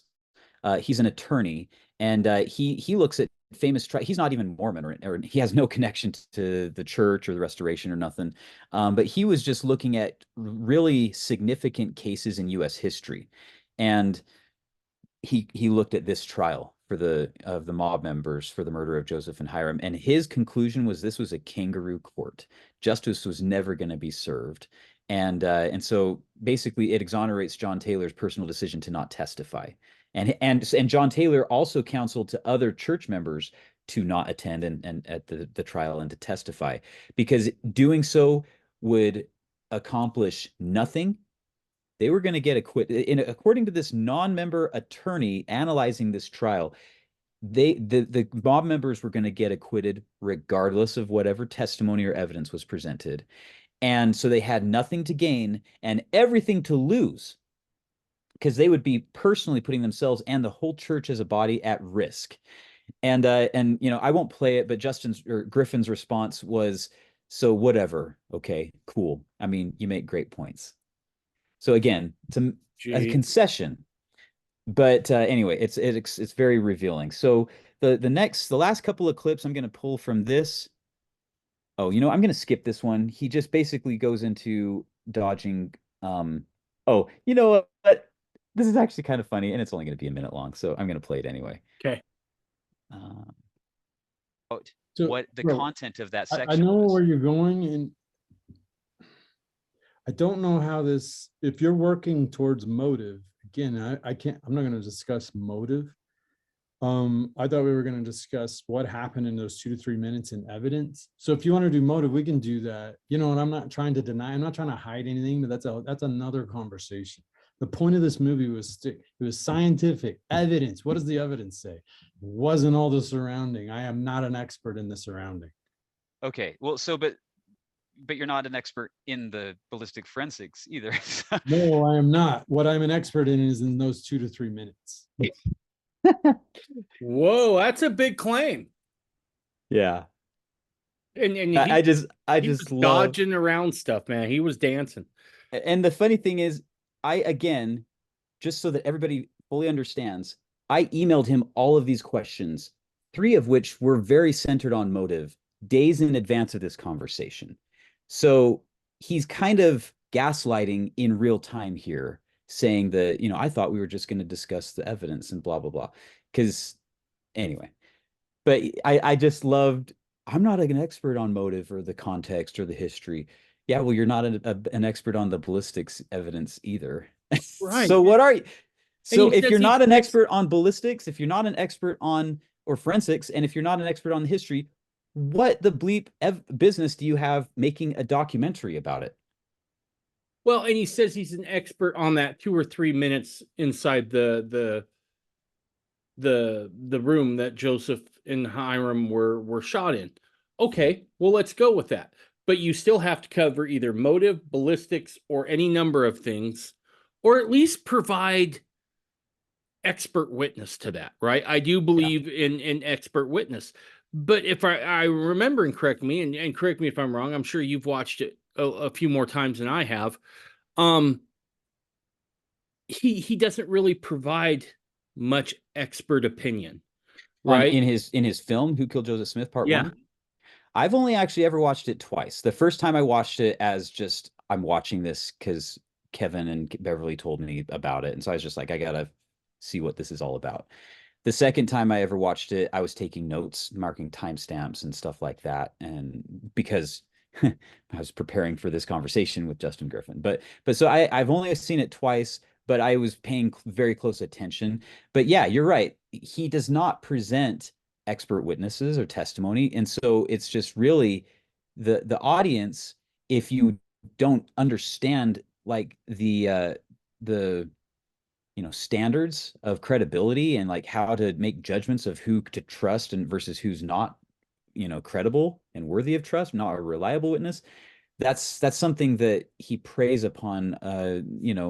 Most people are not very experienced in criminal trial proceedings, and not that I have experience with criminal trials, but you know, my brother's an attorney. I have access to people, and it's something I have studied a bit. And so I'm not claiming to be an expert on anything. I just claim to know a hell of a lot more about ballistics and forensics than Justin Griffin and history, because I do. and really, he's acknowledging this. Like, he's actually conceding all of these points. So let's take this next little bit, because this is really key. This is really the linchpin of this whole conversation. Let's check it out. We've already concluded that the physical forensic evidence is not conclusive. Yeah. Agreed. And you can't really do forensic evidence on a 109-year-old crime scene. Okay, so him conceding that, it just again exposes that he's making this crap up. He's pulling it right out of not the history. It's not credible. There's just not sufficient evidence remaining on this 100-plus-year-old crime scene to come to a definitive conclusion on what did or didn't happen. And so he's admitting that. He's agreeing that. Okay, this is the last clip from this conversation. Here we go. Really shaping different theories as I went. That, yeah, absolutely. But I mean, but you've agreed with me on a few points throughout the course of it that you've acknowledged. Yeah, okay, like on the trial, John Taylor, why he was afraid. Okay. Yeah. Nevertheless, you're not questioning your narrative. You're not questioning your conclusions. Well, I was hoping you would bring something new, something I hadn't thought about on an angle or a piece of evidence, and I don't think that's what you were trying to do in this conversation. My intent with this conversation was, number one, to hopefully help you understand that you don't know what you don't know about, like, ballistics, and that's fine. But the evidence that you're presenting in the film is actually not conclusive at all. And I think that you've acknowledged that throughout the course of this conversation. The other thing is, we're not going to find the truth from looking at forensic evidence only. And if I mean, you've been pretty consistent saying, let's not talk about motive, but we have to look at things holistically. You have to look. No, you don't. Not if you're a forensic detective. You don't. You just look at the evidence. You look at the evidence. You don't try to determine motive. You don't. There's not enough evidence left. These men were dead and buried hundreds of years, or over 100 years ago, right? All of them. Yeah. The forensic evidence alone is not conclusive, is my point. And to present it as such is not supported. So he just conceded again that the forensic evidence is insufficient to come to a definitive conclusion. And he agreed. Then why did you put out a documentary taking a very authoritative, definitive position and presenting it as the only possible scenario? You know, the other thing he tried to do there that I found really disingenuous is when he tried to turn the tables and said, well, I thought you were coming with new evidence. No. It's not on you to present new evidence. He's the one, right? If we want to approach this thing very scientifically, anytime you challenge a current narrative, right, something that's been accepted for a while, it's incumbent upon you to provide proof that absolutely discredits the old narrative. Yeah, okay? The burden of proof is on him, not me. The burden of proof is on him. You are arguing for the accepted narrative, and he needs to be able to disprove that, which to this point, he has done a woeful job, a laughable job. And until he can get to that point of presenting evidence that would be enough to overturn the historically held narrative, that narrative has to stand. That's the hierarchy of evidence. That's actually scientific method. And until that gets done, dude's pissing in the wind. Yep. If only he knew what he does. If only he knew what he didn't know, then it would make this whole process a little bit easier. But I question if he may actually know, and he's just he's dancing, being deceptive. look, the fact that he tried to turn it around on you, that's, and he is presenting this as in his excuse me, that his narrative is the accepted one, and it's just not. It's full of holes. I mean, to be right honest, I mean, it's laughable, and that's what I keep coming back to when I watch the film, when I listen to him talk about this. It's laughable. And the thing that's most disconcerting is the fact that he's willing to continue to ride this out. Yeah. Totally. So there's a couple of comments I was gonna just really quickly touch on, but maybe it's on this one. So that was round one. It was getting late. We'd been going for over 2 hours. So, and like I was trying to kind of bring things around and like put the screws in and kind of just try to button, because he made several, like at least 4 massive concessions throughout the course of that conversation that just absolutely broke down. And it was just blowing my mind, like, okay, you're making concession after concession on these key points that completely discredit your narrative, but you're not questioning it. You're just kind of doubling down, and you can't just repeat something and that makes it true. That's not proving anything. And but anyway, at the end of this conversation, I said, well, motive, he did finally say that he was willing to have a conversation on that. And so we said, you know what, maybe we can do this again. And he ended up challenging me, parting challenge. Why don't you come up with your own theory? And so I spent the next couple of weeks studying, reading all the eyewitness accounts, like looking at all the evidence that I could get my hands on that was available online, and praying and just asking Heavenly Father to open up my mind of what is the, most likely. I mean, not like I didn't see a vision of what happened or anything, but I was just kind of like trying to envision, I should say, is the word I'm using. Like, how could all of these facts come together into a cohesive story? And how could I present that in a very credible way? So this is round 2. And the first 45 minutes of this second round, he's asking me all sorts of questions. And to be honest, I think he's trying to poison the well a little bit. Like, if he could discredit me, if he could get me to say something that would discredit people listening or watching, that that would discredit my complaints against him and his theories. And so, like, he asked me all sorts of questions that I ended up answering. If people are curious, like, he asked me to elaborate on my perspective of the LDS Church, if the church goes along with Babylon, if I'm active or sustain the leadership. He asks me, if the Spirit tells you something that's contradictory to the church, or President Nelson says, which would you choose to do? Griffin asked me if the president of the church is infallible. I mean, he asked me all of these questions. He asked me about my stance on polygamy, on Adam God doctrine, on blood atonement, on Brigham Young, and various other things, blacks in the priesthood, sorts of things. And so he asked me all these questions, I think trying to trap me or poison the wells to destroy my credibility with a mainstream LDS audience. And, I actually haven't listened back through to my answers, but if anybody's curious, I reserve the right to correct if I said anything wrong, or if I've changed my perspective on any of them, but that's available.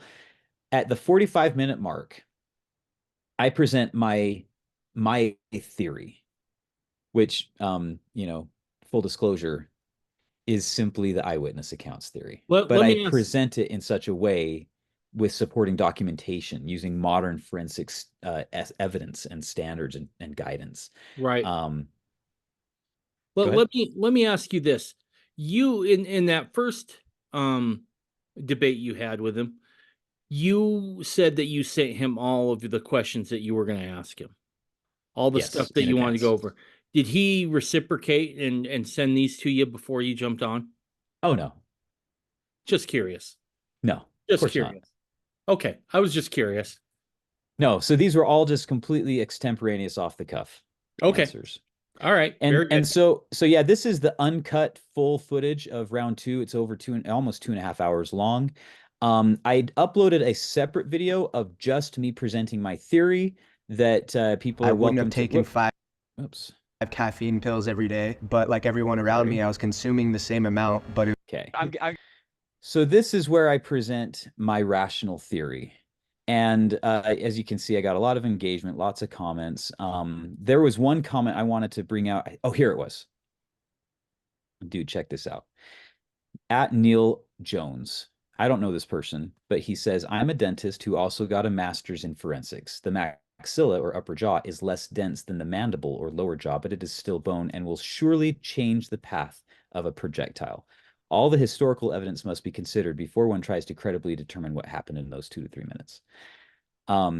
So I don't know, Dave. It's about 25 minutes or so long of me presenting my theory. Should we just direct the audience, listeners, to go to the YouTube channel and watch it there, or should we just play it out? That's your call. Do you think you could give a summarized version of what you thought happened? Or do you feel like it's better to just listen to the whole thing? I do think it's better to listen to the whole, because I have to frame certain and I have to lay a foundation before I just start walking you through the step-by-step, blow-by-blow account of what I think happened. Are you good on time? I'm good on time. Yeah, it's up to you. Let's go ahead and just play it out. And if we feel like we need to stop anywhere to ask a question to make sure we're understanding, I'll do that. Let's do it. Okay. All right, here we go. I'm gonna go through and start off with just dive right in. So in Carthage. So we know that the door hinges are on the right side of the door if you're viewing from inside the room. And there's evidence that a shot was fired through the latch and lock by the mob attempting to enter the room. We know that Hyrum could have sprung backward 2 or 3 steps as a reaction to that shot, as the eyewitness accounts, like John Taylor's account states that. Or, if they shot through the lock and latch and then the mob members just pushed through the door, it could have pushed him back 2 or 3 steps, which is about 10 feet if you're a man my size. So anyone else that was to Hyrum's right wouldn't have been knocked back as far if Hyrum was knocked back and didn't just jump back a couple of steps, because you're closer to the hinges and there wouldn't be as much mass displacement. So it to me makes complete sense that Hyrum was pushed much further back into the room away from the door. And that position, I mean, that we know that room is not very big. So that position 10 feet back from the door would put Hyrum's back just a few feet away from the window, making it a target to anyone outside the jail. I believe it's most likely that the first bullet that struck his body was the one in his back, which would not have to cause very much external bleeding, because there's no major blood vessels in that area of the body. And since we know it didn't exit the front of his body, we can be fairly confident based on the evidence that regardless of the cause, the bullet that struck Hyrum's back had low terminal ballistic energy. If it had higher terminal ballistic energy, we would expect it to have exited and had an exit wound. So we don't know the caliber of that bullet that struck him in the back. We don't know the firearm that it was shot from for sure. I mean, the hole in his shirt is 0.69 inches, which would be a perfect match for a period musket ball that was shot. But the low terminal ballistics could also be explained by it traveling a much further distance. Like, for example, if it had been fired from much further away from the jail. So like John Taylor, he never claimed he knew the exact source of the bullet that struck Hyrum's back, but he conjectured in his account that it could have come from the Carthage graves, which he estimated at 10 to 12 rods, which is about 165 to 200 feet, or roughly 60 yards away, which is well within the effective range of a musket. Rifles, even of that period, were accurate to hundreds of yards, 200, 300, 400 yards away. A good rifleman could hit a target. So an alternative but equally plausible argument, like you said that you had agreed with Sam Weston that he disproved the RLDS angles from the Carthage conspiracy. It's possible that the shot from in the back could have come from a mob member much closer to the jail, but again, it would have had to have a much lower powder load to explain the low terminal ballistics, causing it to not exit the front of his body. Another possibility is if the shooter was shooting from the top of a wagon or from some other elevated position, he could have been much closer to the jail than the 50 to 70 feet away that Sam Weston calculated was plausible. But regardless, either way, Hyrum would have known immediately that his gunshot wound to his back was fatal, given the internal damage he could probably feel, and also due to the lack of medical technology back in those days. So Hyrum said, "I am a dead man," and he still had a tongue because that was the only ball that had struck him. So now what's interesting. So my background professionally, I deal with medical code data. I manage medical coding databases, and I study quite a bit about human anatomy and such. And so it's a common and widely known phenomenon that people who get shot with a firearm collapse immediately, even if it which kind of is a little counterintuitive, because if the bullet doesn't strike a lower extremity, why do people fall down? Well, a neurologist named Dennis Tobin was asked by a journalist investigating this phenomenon in 2013, and Dr. Tobin theorized that an area of the brain stem called the reticular activating system, or RAS, can become overloaded by like pain impulses. So if you have intensely a lot of pain impulses, it comes in. Actually, the RAS is at the base of the brain stem. So so the agony of being shot triggers the RAS to send out a signal weakening the muscles of the legs, causes the person to collapse. And in fact, I was prepared with a source link, so I'm gonna just stick that right here while we're talking. So anyway, so I posted that in the chat of the Zoom, but it's also in the description on my YouTube video, so you can check out all the source links there. That so that would explain Hyrum collapsing, falling to his knees. So it wouldn't necessarily have caused him to move forward. I mean, it may have given him a slight push forward, like i.e. towards the door. But it's very likely he fell to his knees and began to fall forward simply because, like, anatomically, men fall forward. When we get shot by a gun, our center of mass is in the front, just right below the sternum, kind of at the top of the stomach. And so men naturally fall forward when they collapse. Women fall backwards because a woman's center of gravity is, in the region of the buttocks. And so it's much lower and in their rear center of gravity, so they fall backwards. So now, as he was falling to his knees and then began to fall forward, Hyrum would have also had a natural, like, biological reaction to investigate what he probably was expecting to see as an exit wound. I mean, we know it struck his pocket watch in his right breast pocket, and so, like, if you do it, if you just start to, I don't have a pocket right here, but if I started to glance down at my right breast pocket, you'll notice that I am exposing the left side of my nose to a shot directly in front of me. So while Hyrum's head was beginning to bend down and to examine his chest, and while likely beginning to fall forward, and so immediately after uttering the words, "I'm a dead man," that's when I believe the ball that penetrated the door was fired and struck him, entering on the left side of his nose. And so, like, basically, Hyrum was being 10 feet back from the door. That addresses the angle of the bullet hole in the door. And that would also account for there being no muzzle burn from the muzzle flash and no splintering from the door, etc. So the ball entered on the left side of his nose, exited below his jaw, but above his neck. So now it's important to note that the only point of evidence against the neck, that the neck wound was an entrance wound, was the coroner's report, and he identified it as an entrance wound. But what's very interesting, and what I found doing some research, was that modern trauma surgeons have determined that entrance and exit wounds are misinterpreted over half the time, even today, 52% of the time to be exact, which I have that source link I'm gonna post here in the comments as well. And so, because of this phenomenon of misidentifying it over half the time, I'm quoting from another journal article, current forensic recommendations are that trauma clinicians not document the interpretation of a wound as an entrance or exit.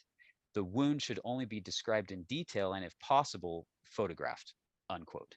And so that article was published on the National Library of Medicine. Are you a Rocky Mountain Power customer?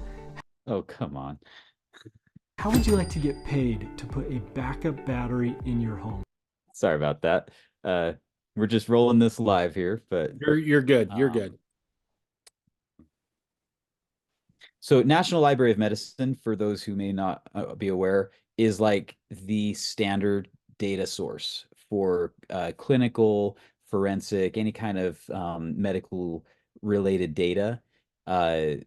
This is something that is extremely peer reviewed. It's the gold standard for, scientific evidence in the United States, in the world today. So Gotcha.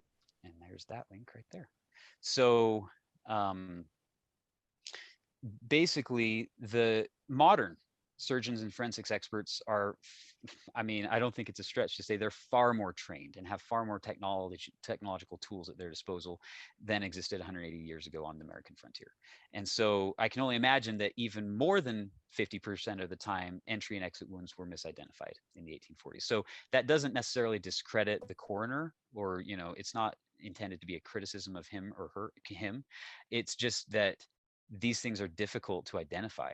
And so modern protocol is to not identify or interpret those things. So now, in addition, so we know that bullets are not lasers. So that same peer-reviewed article that was published in the National Library of Medicine that I just linked, it says, quote, bullets that strike rigid changes in density, such as bone, will often be deflected from their initial course. So these are not my words. These are the words of actual forensics experts in a printed, published, peer-reviewed study in the National Library of Medicine. In fact, that same study goes on to reference a specific case where, quote, a bullet had penetrated the chest, entered the left pulmonary vein, or the vein on the left side of the lungs, and embolized to the left femoral artery. So, I mean, just let that sink in. Imagine somebody gets shot by a gun, a modern firearm, not a 180 years ago firearm, and it hits them in the chest, and there's no exit wound in their back, and they're like, where's the bullet? They find it in his left thigh. I mean, truth can be stranger than fiction, in other words. And so it's not uncommon for bullet trajectories to change in unpredictable and sometimes dramatic ways after impacting or penetrating a human body. And so given that this particular bullet that struck the left side of Hyrum's face was most likely a roughly 50 caliber or half-inch diameter musket ball that had just passed through 3/4 of an inch of solid hardwood. So upon striking Hyrum's face bones while his head was angled slightly downward, the ball's trajectory changed slightly more down. And as it exited here, it grazed Hyrum's vest in 2 places, which we know from the shirt, there is evidence that a bullet grazed him. It didn't penetrate the skin. There's no record of that, but it did graze his vest in 2 places. So those 2 graze marks could be examined today. I haven't examined them. I don't think you have either. But so after receiving that wound to his face, Hyrum then fell to the floor. I believe it was face down, at least initially. And the eyewitness accounts do put him lying on his back. I think it's very possible that he could have been rolled over onto his back at some point in all the chaos, but I do think that he fell on his face initially, because that matches the biological center of mass argument. And I'm not faulting the eyewitness accounts for getting that little detail wrong, because he could have easily been flipped over to positively determine that he was deceased. Flipped over by them, or yeah, or by anyone.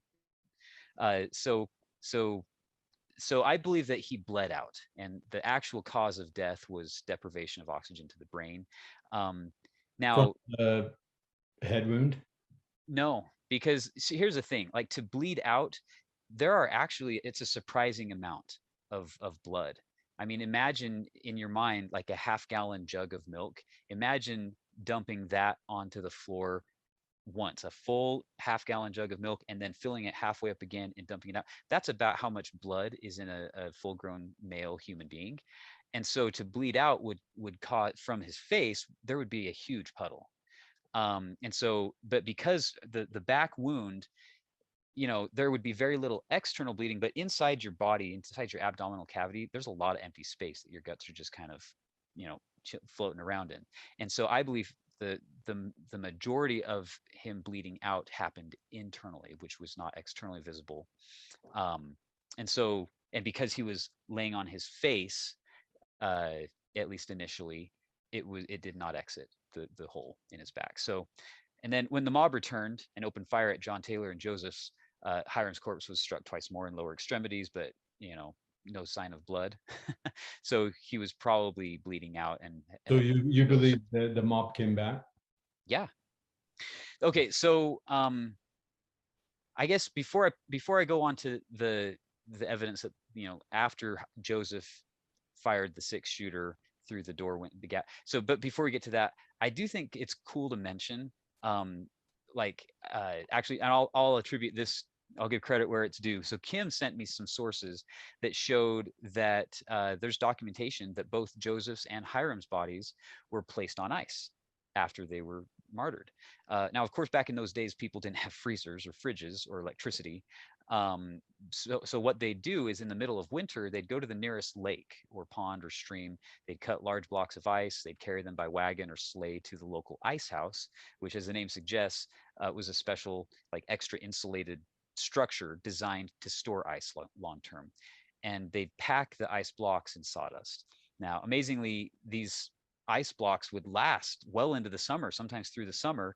And you can Google this stuff. Like if this isn't, it's this. I like to read old westerns and pioneer types of books. And so I grew up being aware of this. But if it's not something that you've ever seen before, feel free to Google it and just kind of validate this for yourself.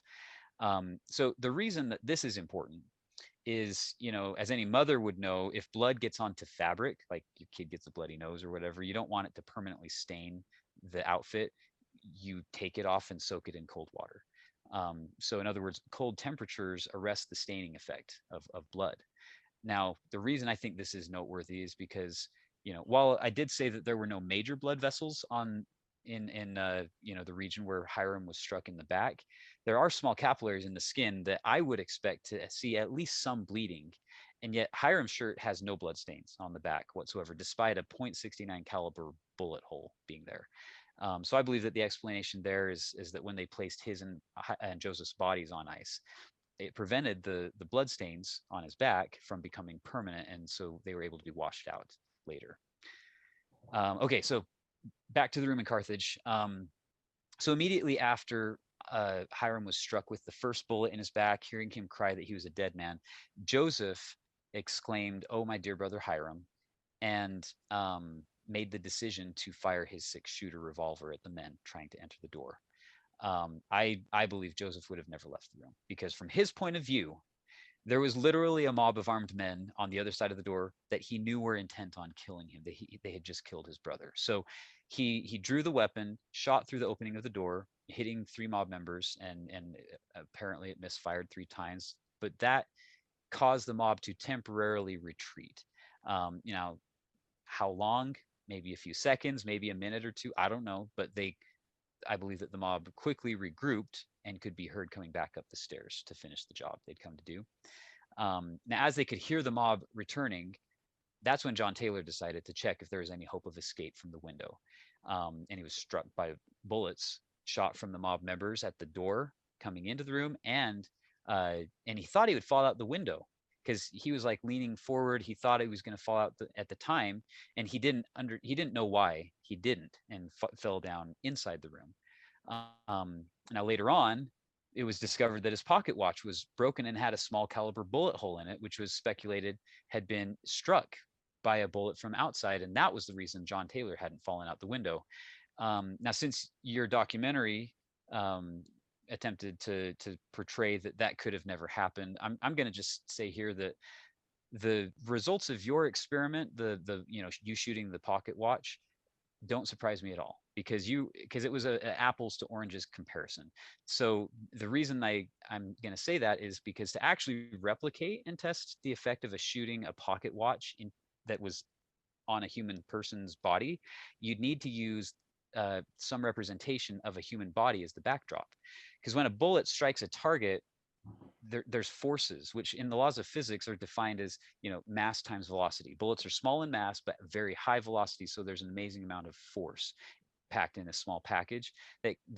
Now that force, when it encounters an equal or opposite force, gets transferred. That kinetic force, that movement gets transferred into the target. Now, not enough to blow a guy back 20 feet like in Hollywood. That's just fantasy.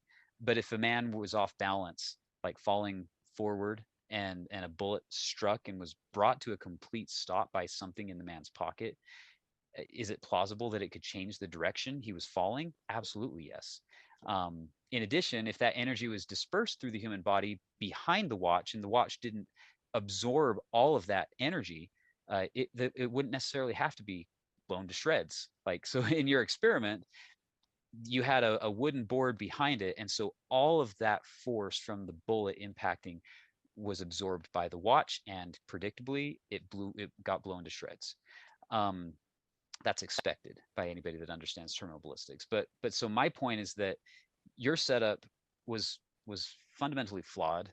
Now, also the caliber of the bullet that struck John Taylor's pocket watch was not a 69 caliber musket ball, which would have a lot more force because it's a lot more mass.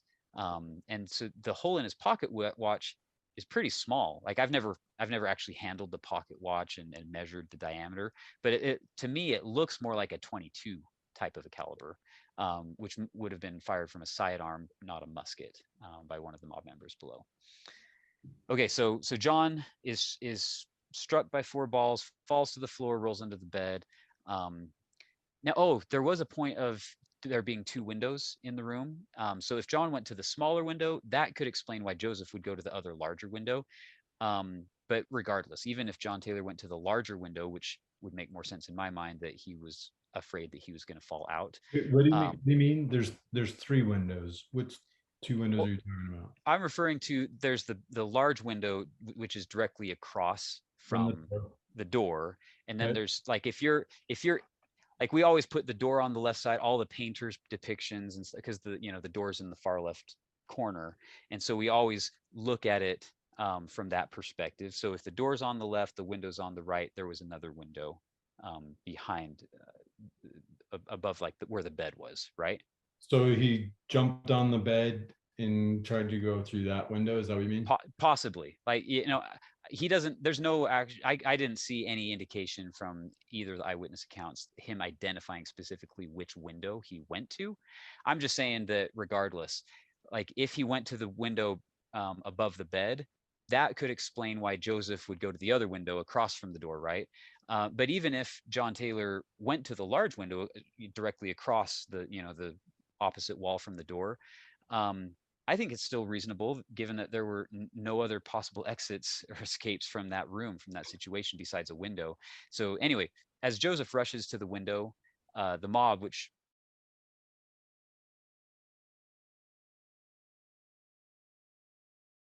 has breached the door, fires upon him from behind. And Willard, of course, was hidden from view of the mob because he was on the hinged side of the door. So the mob forces the door open, forces him into the corner behind the door. He is out of sight, out of mind, maybe. So do you believe that's just your theory, or because he said he was on the other side, but then told the coroner that he was behind the door? So you say, I think that in the heat of the moment, in the stress, it's very likely he could have misremembered upon later recollection. He misremembered that he was behind the door the whole time? Yeah. Okay. Especially if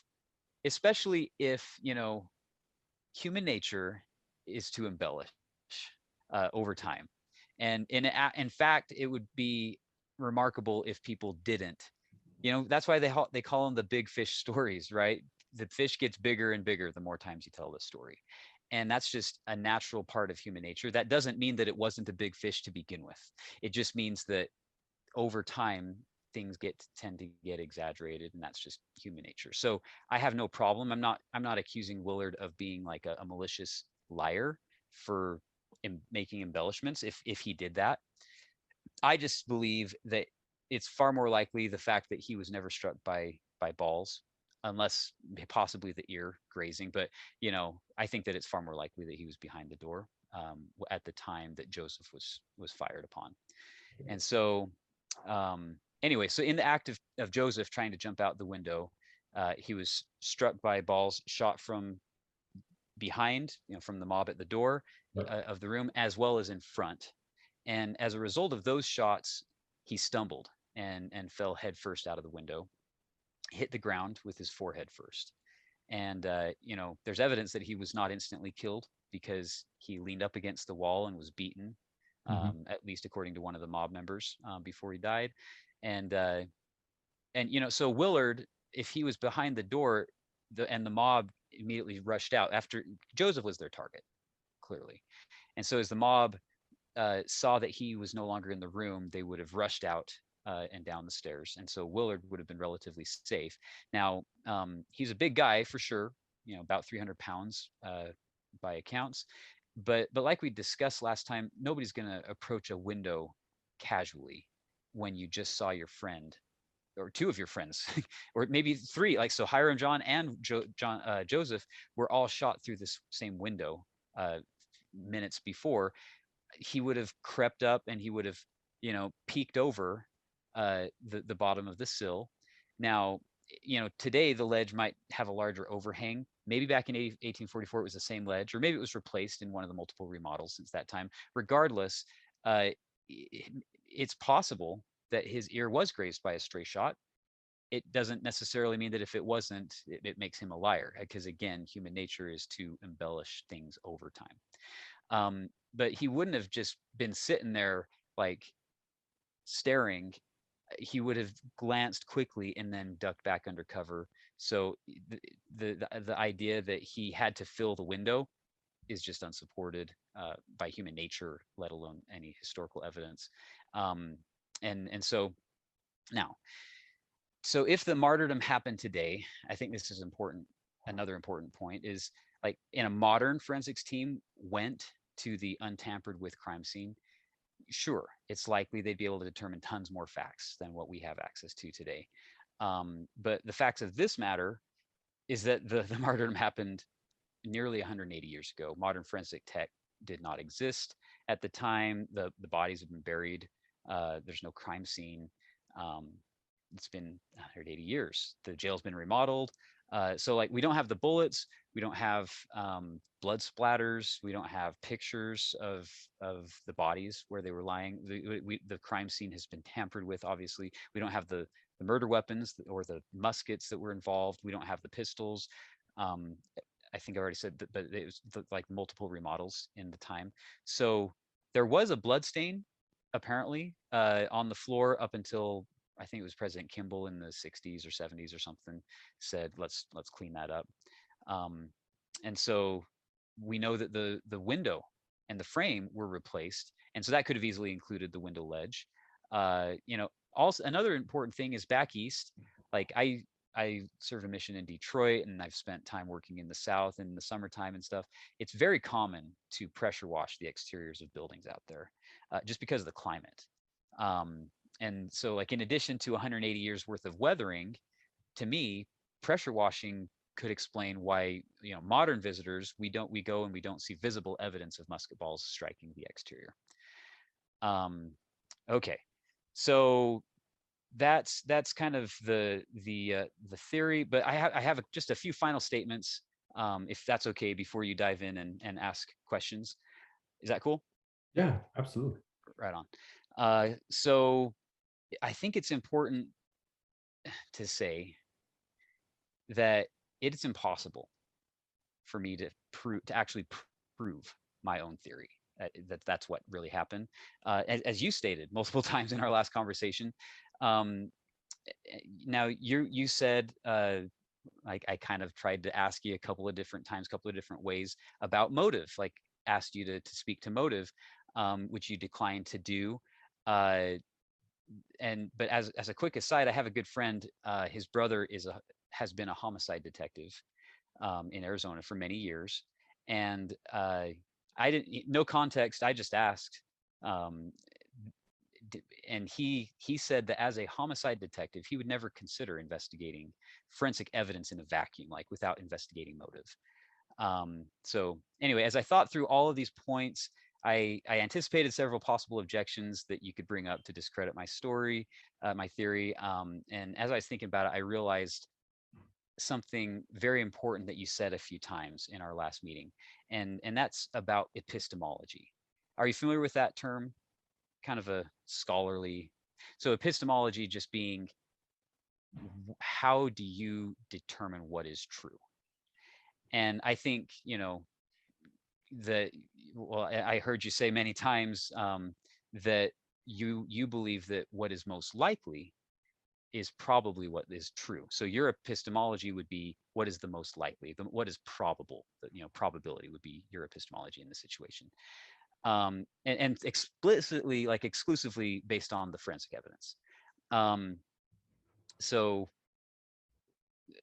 to kind of just illustrate what that means, you know, the implications is like if we take 2 dice and we roll them, it must be a 7. The result must be a 7. We don't look at the results and look at it. We say it has to be a 7 because that is the highest probability outcome. You know, it couldn't be a 2, couldn't be a 12 because those are less probable than a 7. There's way more combinations of dice to get to 7. And so that's most likely. Or similarly, the odds of a person who buys lottery tickets or who like goes and plays a slot machine in Vegas, their odds of winning the jackpot are statistically minuscule, like infinitesimally small. And so by your epistemology, it would be impossible for anyone to ever win the lottery or the jackpot because it's so unlikely. And yet we all know it happens every day to all sorts of people. So this is my objective analysis of a fundamental flaw to your approach. In addition, let's define another term that you like to throw around, the forensic science. Like forensic science is scientific, meaning there's no room for conjecture. So this requires being able to examine and, you know, positively identify the bullet, location of impact, trajectory or trajectories involved in a pristine, uncontaminated and controlled scene. That being the case, as you said in our last conversation, that like you had to make a bunch of assumptions and fill in holes in your conclusions as you presented them. That's not forensic science. Science is disciplined, it's reproducible. It's, you know, neither of us has actually seen the bullets. Neither of us has actually handled the murder weapons. Neither of us has physically examined the shirt or the skull or the pocket watch. Maybe you have, I don't know, I haven't, or examined the room in its condition immediately after the martyrdom. In other words, neither of us has any business to even claim the forensic evidence can provide a scientific answer. We have very little. I mean, we have a hole in a door, we have some pictures of some skulls, and we have a shirt with some holes and bloodstains. That's about it. But anyway, so despite your epistemology being what is the most probable thing, I don't believe your documentary is even about that. Because like, what's the probability that John Taylor and Willard Richards were armed when we know there was no evidence whatsoever they had guns with them in that room? You know, also motive is a massive aspect of probability. Like anybody, I like enjoy reading and watching murder mysteries. Anybody that sees a murder mystery knows that if I had told you that a guy had threatened to divorce his wife and was not going to give her support, and then the next day he's found dead, probability would make the wife, the widow, a leading suspect in that investigation. So like in the context of Carthage, what is the probability that 2 guys are going to stage a murder of 2 friends while they're in the room with them, and a mob with guns is shooting at their targets? Like there are so many more probable ways that if John and Willard wanted to kill Joseph and Hyrum, they could have poisoned them. No risk to themselves. Joseph and Hyrum, we know, were unarmed on their trip from Nauvoo to Carthage, meaning they could have killed him in transit, like at any point on that road where there's no witnesses, a mob wasn't shooting at them, they weren't possibly able to get caught in the crossfire. So why pick a room when you're right next to your intended victims and incite a mob to only hang him? And yet you did acknowledge that shots were fired from the mob outside. So to me, a much better epistemology than probability is reason. Like, for example, our legal system is more concerned about finding the truth than any other, earthly institution, because justice cannot be served, cannot prevail if the truth is not reached. So for this reason, the standard of our justice system is reason, not probability. So that was just me presenting my theory only. The uncut version has a lot more, and I actually go in and I do some other stuff, but so the bottom line is, in a court, if you're accused of murder and you're a living person, you must have the guilt be proven beyond a reasonable doubt. Right. And Justin Griffin can't even make probable cause without just the narrative falling apart upon a little bit of scrutiny, let alone prove things beyond a reasonable doubt. And so, and you're throwing around murder accusations. I will say this: false accusations, going back to what you said at the very beginning of this conversation, is woke ideology. It's progressive tactics. Like, it's the Me Too movement. It's just we're going to just claim something happened. Nobody's going to cross-examine the witness or validate the claim or anything along those lines. We're just going to make the accusations, and no trial, no examination, no due process. Oh, that person's abusing, has been an abuser.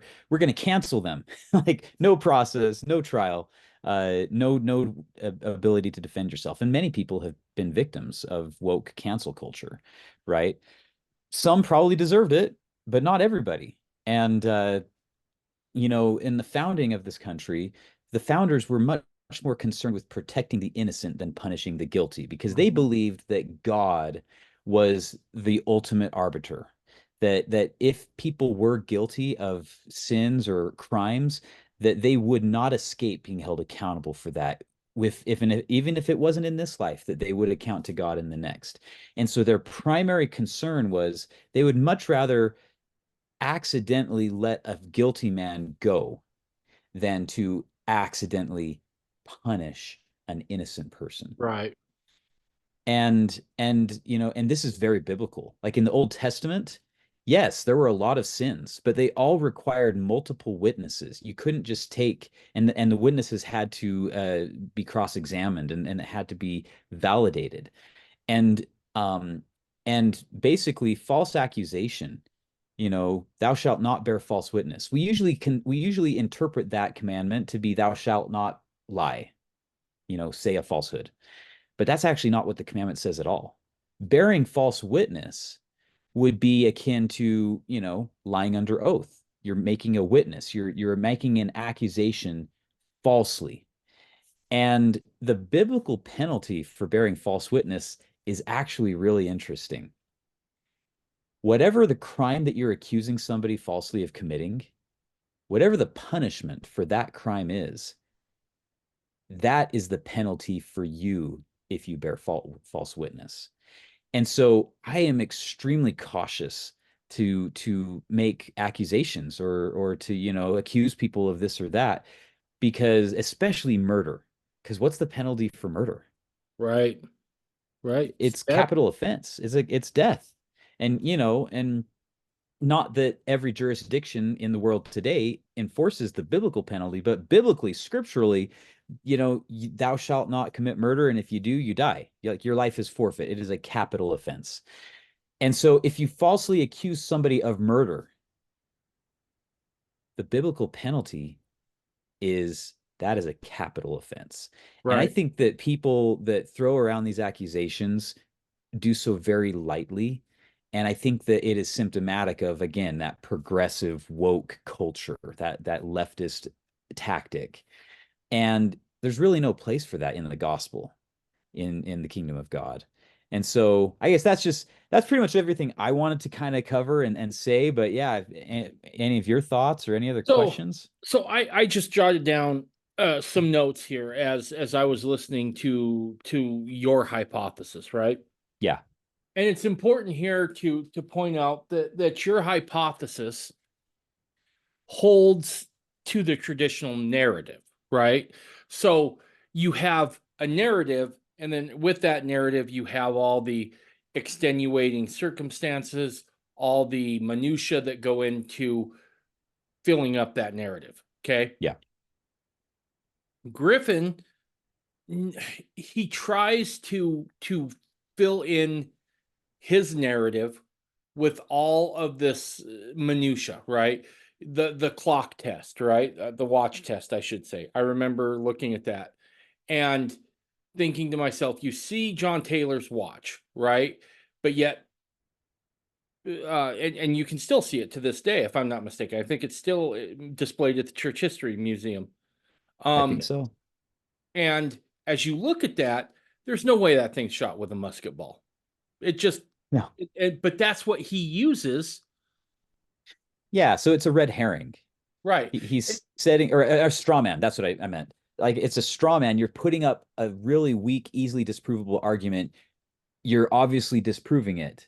And now you're claiming victory. Like, oh, I just did this great thing and proved this thing. Right. Like, that's a straw man fallacy. Yeah. The next thing I would say is you came with things that Justin Griffin never did. You came with like citations from, medical journals, those sorts of things. Went into great detail to support that minutia that goes into creating that narrative. I was thinking about, because this one I always have wondered about. If he gets shot here, how does it come down through here, right? I've been a hunter. I understand bullets do weird things, but by and large, that's not hugely common. However, you point out that Hyrum was looking down, maybe checking, okay, where else did I get hit? And if he's down like this, maybe he falls to his knees, right? And as he's going down, he's on his knees or whatever. Maybe he gets struck then, and it's kind of at a downward trajectory, right? Well, and he's falling forward. So yeah, Right. it's really not that much of a difference of the trajectory, change of the trajectory. If it enters on the left side of his nose and exits down here, it only has to be about a 15-20 degree change in angle for it to not penetrate the chest and just graze his vest, as we know happened. And the other thing I would say is that unlike, and you can correct me if I'm wrong here on this, most guns of that time were still using ball, right? They weren't using what we would think of as a traditional bullet that we would think of today. Yeah, because that is a true thing. They're both projectiles, but musket balls are not bullets. Right. Exactly.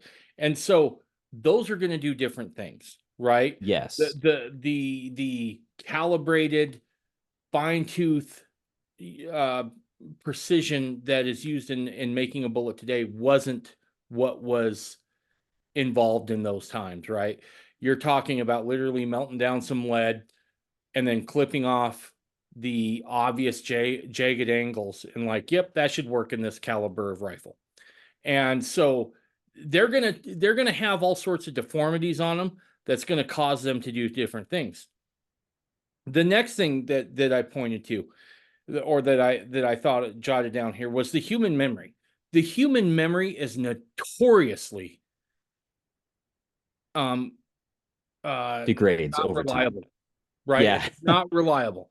It's just not. I know,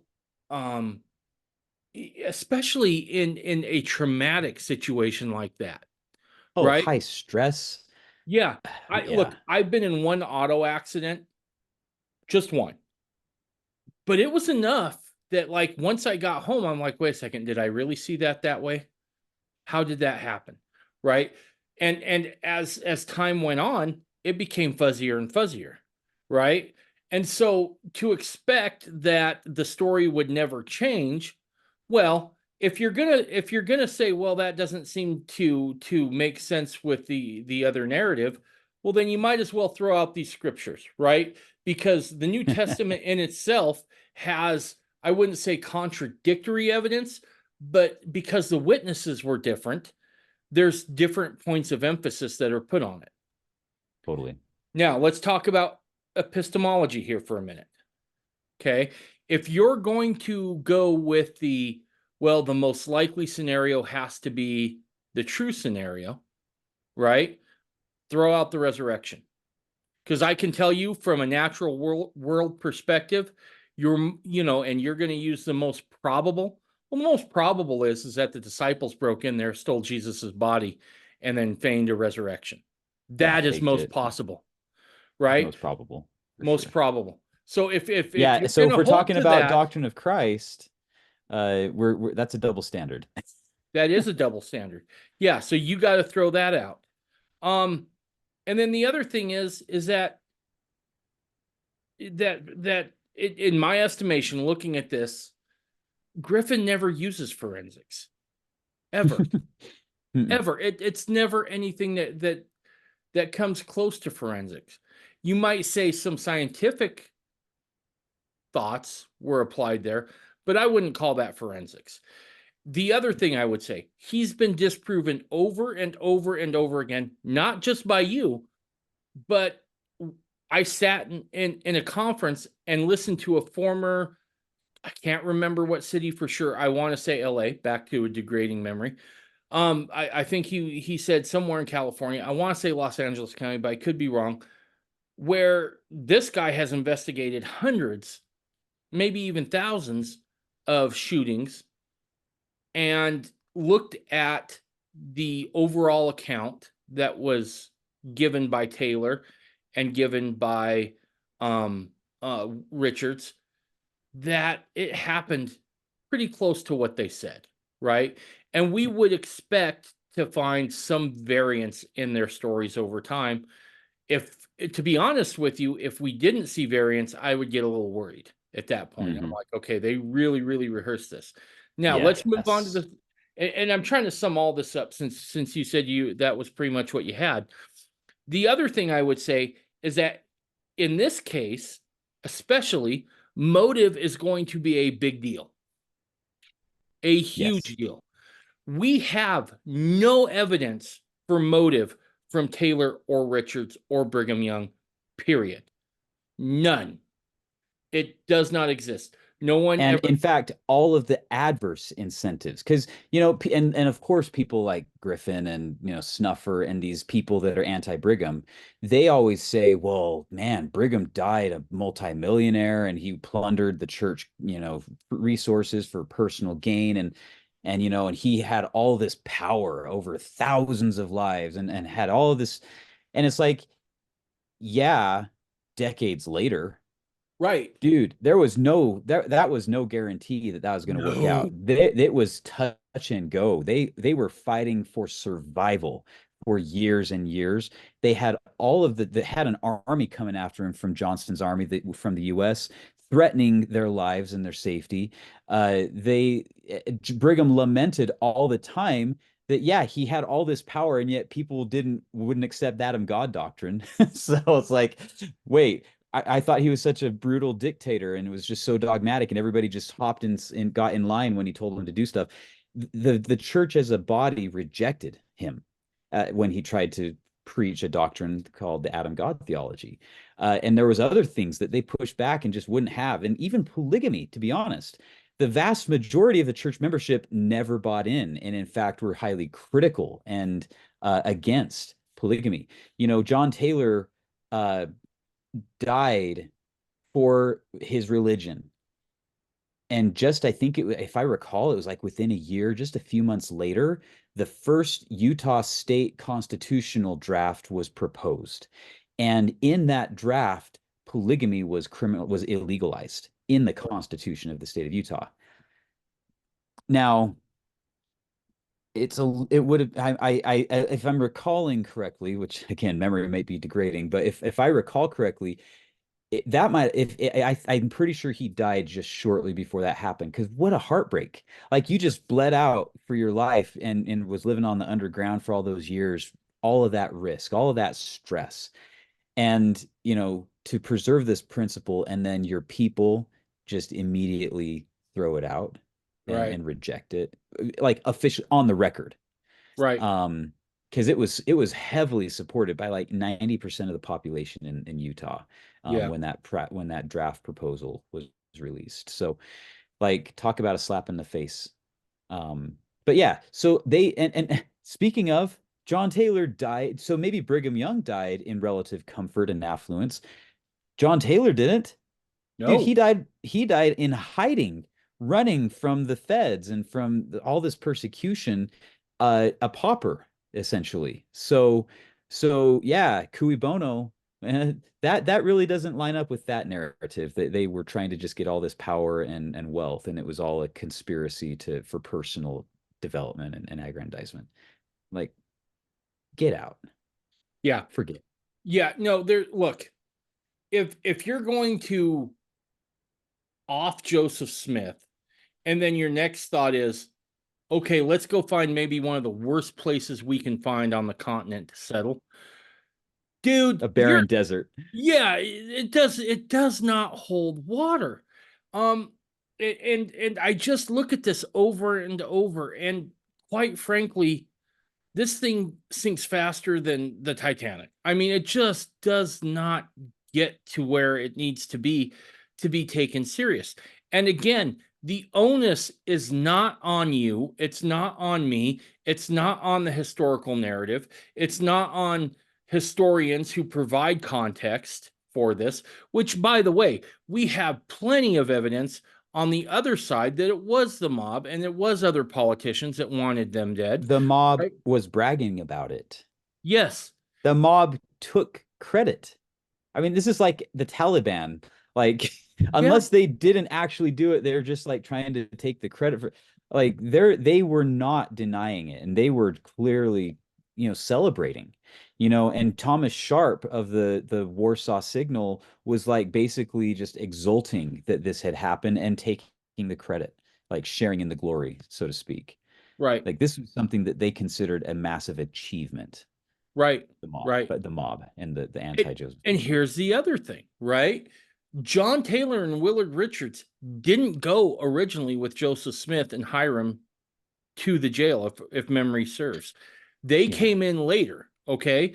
So if you want Joseph and Hyrum dead, and you know that everyone's already pissed massively because of the destruction of the press, because of all the other things, why not just feed that mob?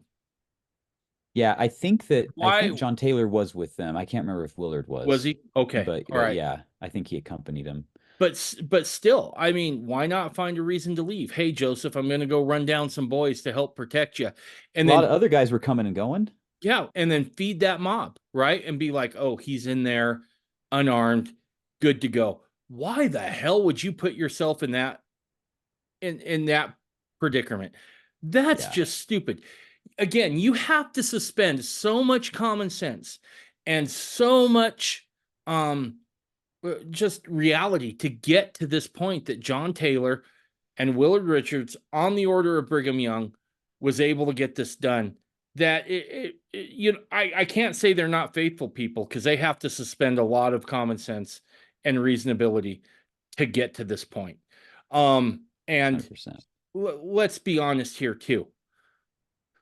I would really at some point like to do a deep dive to find out exactly what Justin Griffin's motive is, maybe. What's in this for him? Because you've got to stretch awfully far to get this done, and he has not done a good job. So the reward must have been great, whatever it is, or whatever he thought it was. But I think by this point, anyone who wants to see what most likely happened there sees it, right? And the prevailing narrative still wins at this point, which is Joseph was sought out by that mob, 1 for his religion, 2 for destroying the printing press, and that's it. That's where it lies.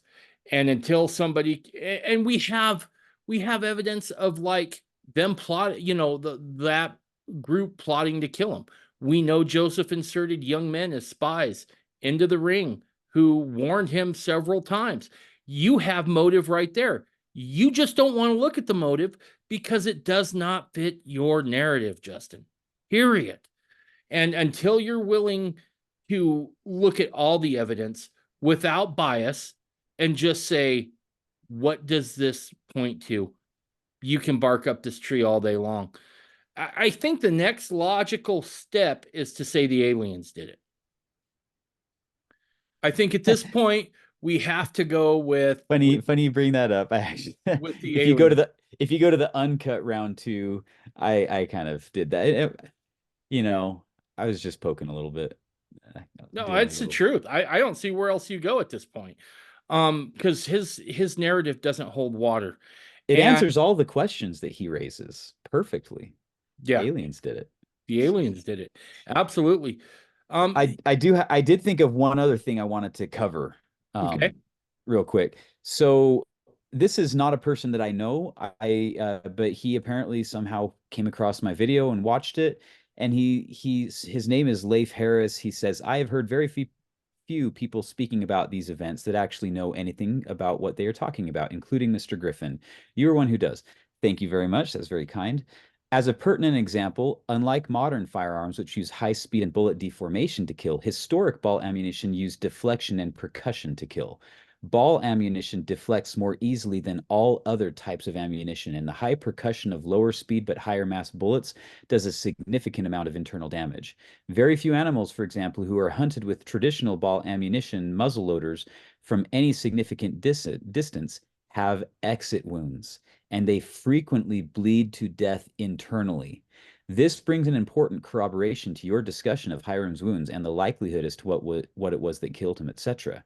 Mr. Griffin contradicts himself when he claims that the lack of an extremely destructive exit wound at the back of Hyrum's head means that the face wound was an exit wound. By that same logic, the face wound would necessarily have to have a destructive and large hole, which it didn't. Well, and So, also, yeah.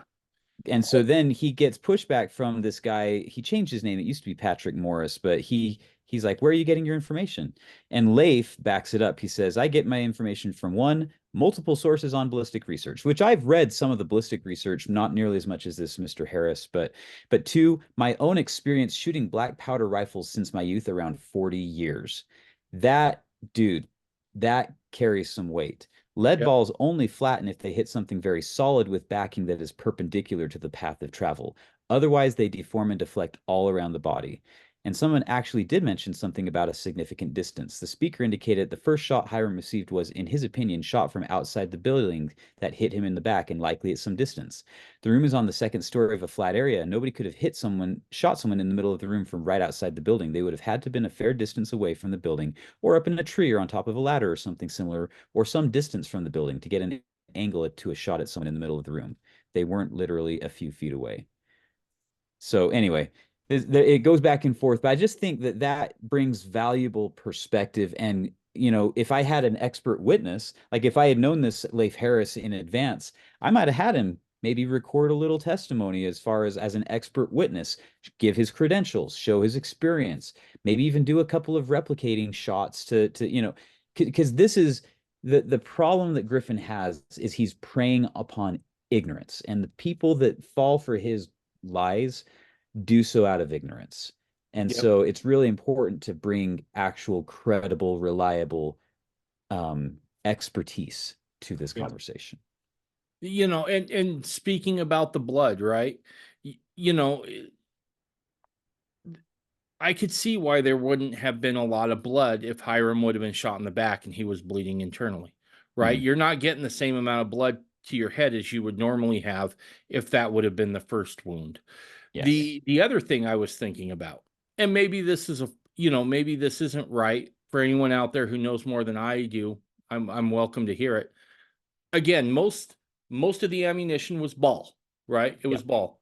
Okay. I'm just thinking about this from a pure physics perspective here. So I probably don't have very much room to speculate on this at all. But wouldn't that ball kind of act like a plug in some respects as well? Not necessarily. If it met obstruction and didn't fully penetrate, then I could see that having some potential. But we know that it actually did. It didn't exit, but what they found is that it dented the back of Hyrum's pocket watch, which was on his right breast pocket. So it didn't break the skin, but it did cause a dent, and they say that that was caused by the bullet that came in through his back. So the bullet clearly passed through. Now, who knows where it bounced around and deflected after it struck the back of his pocket watch.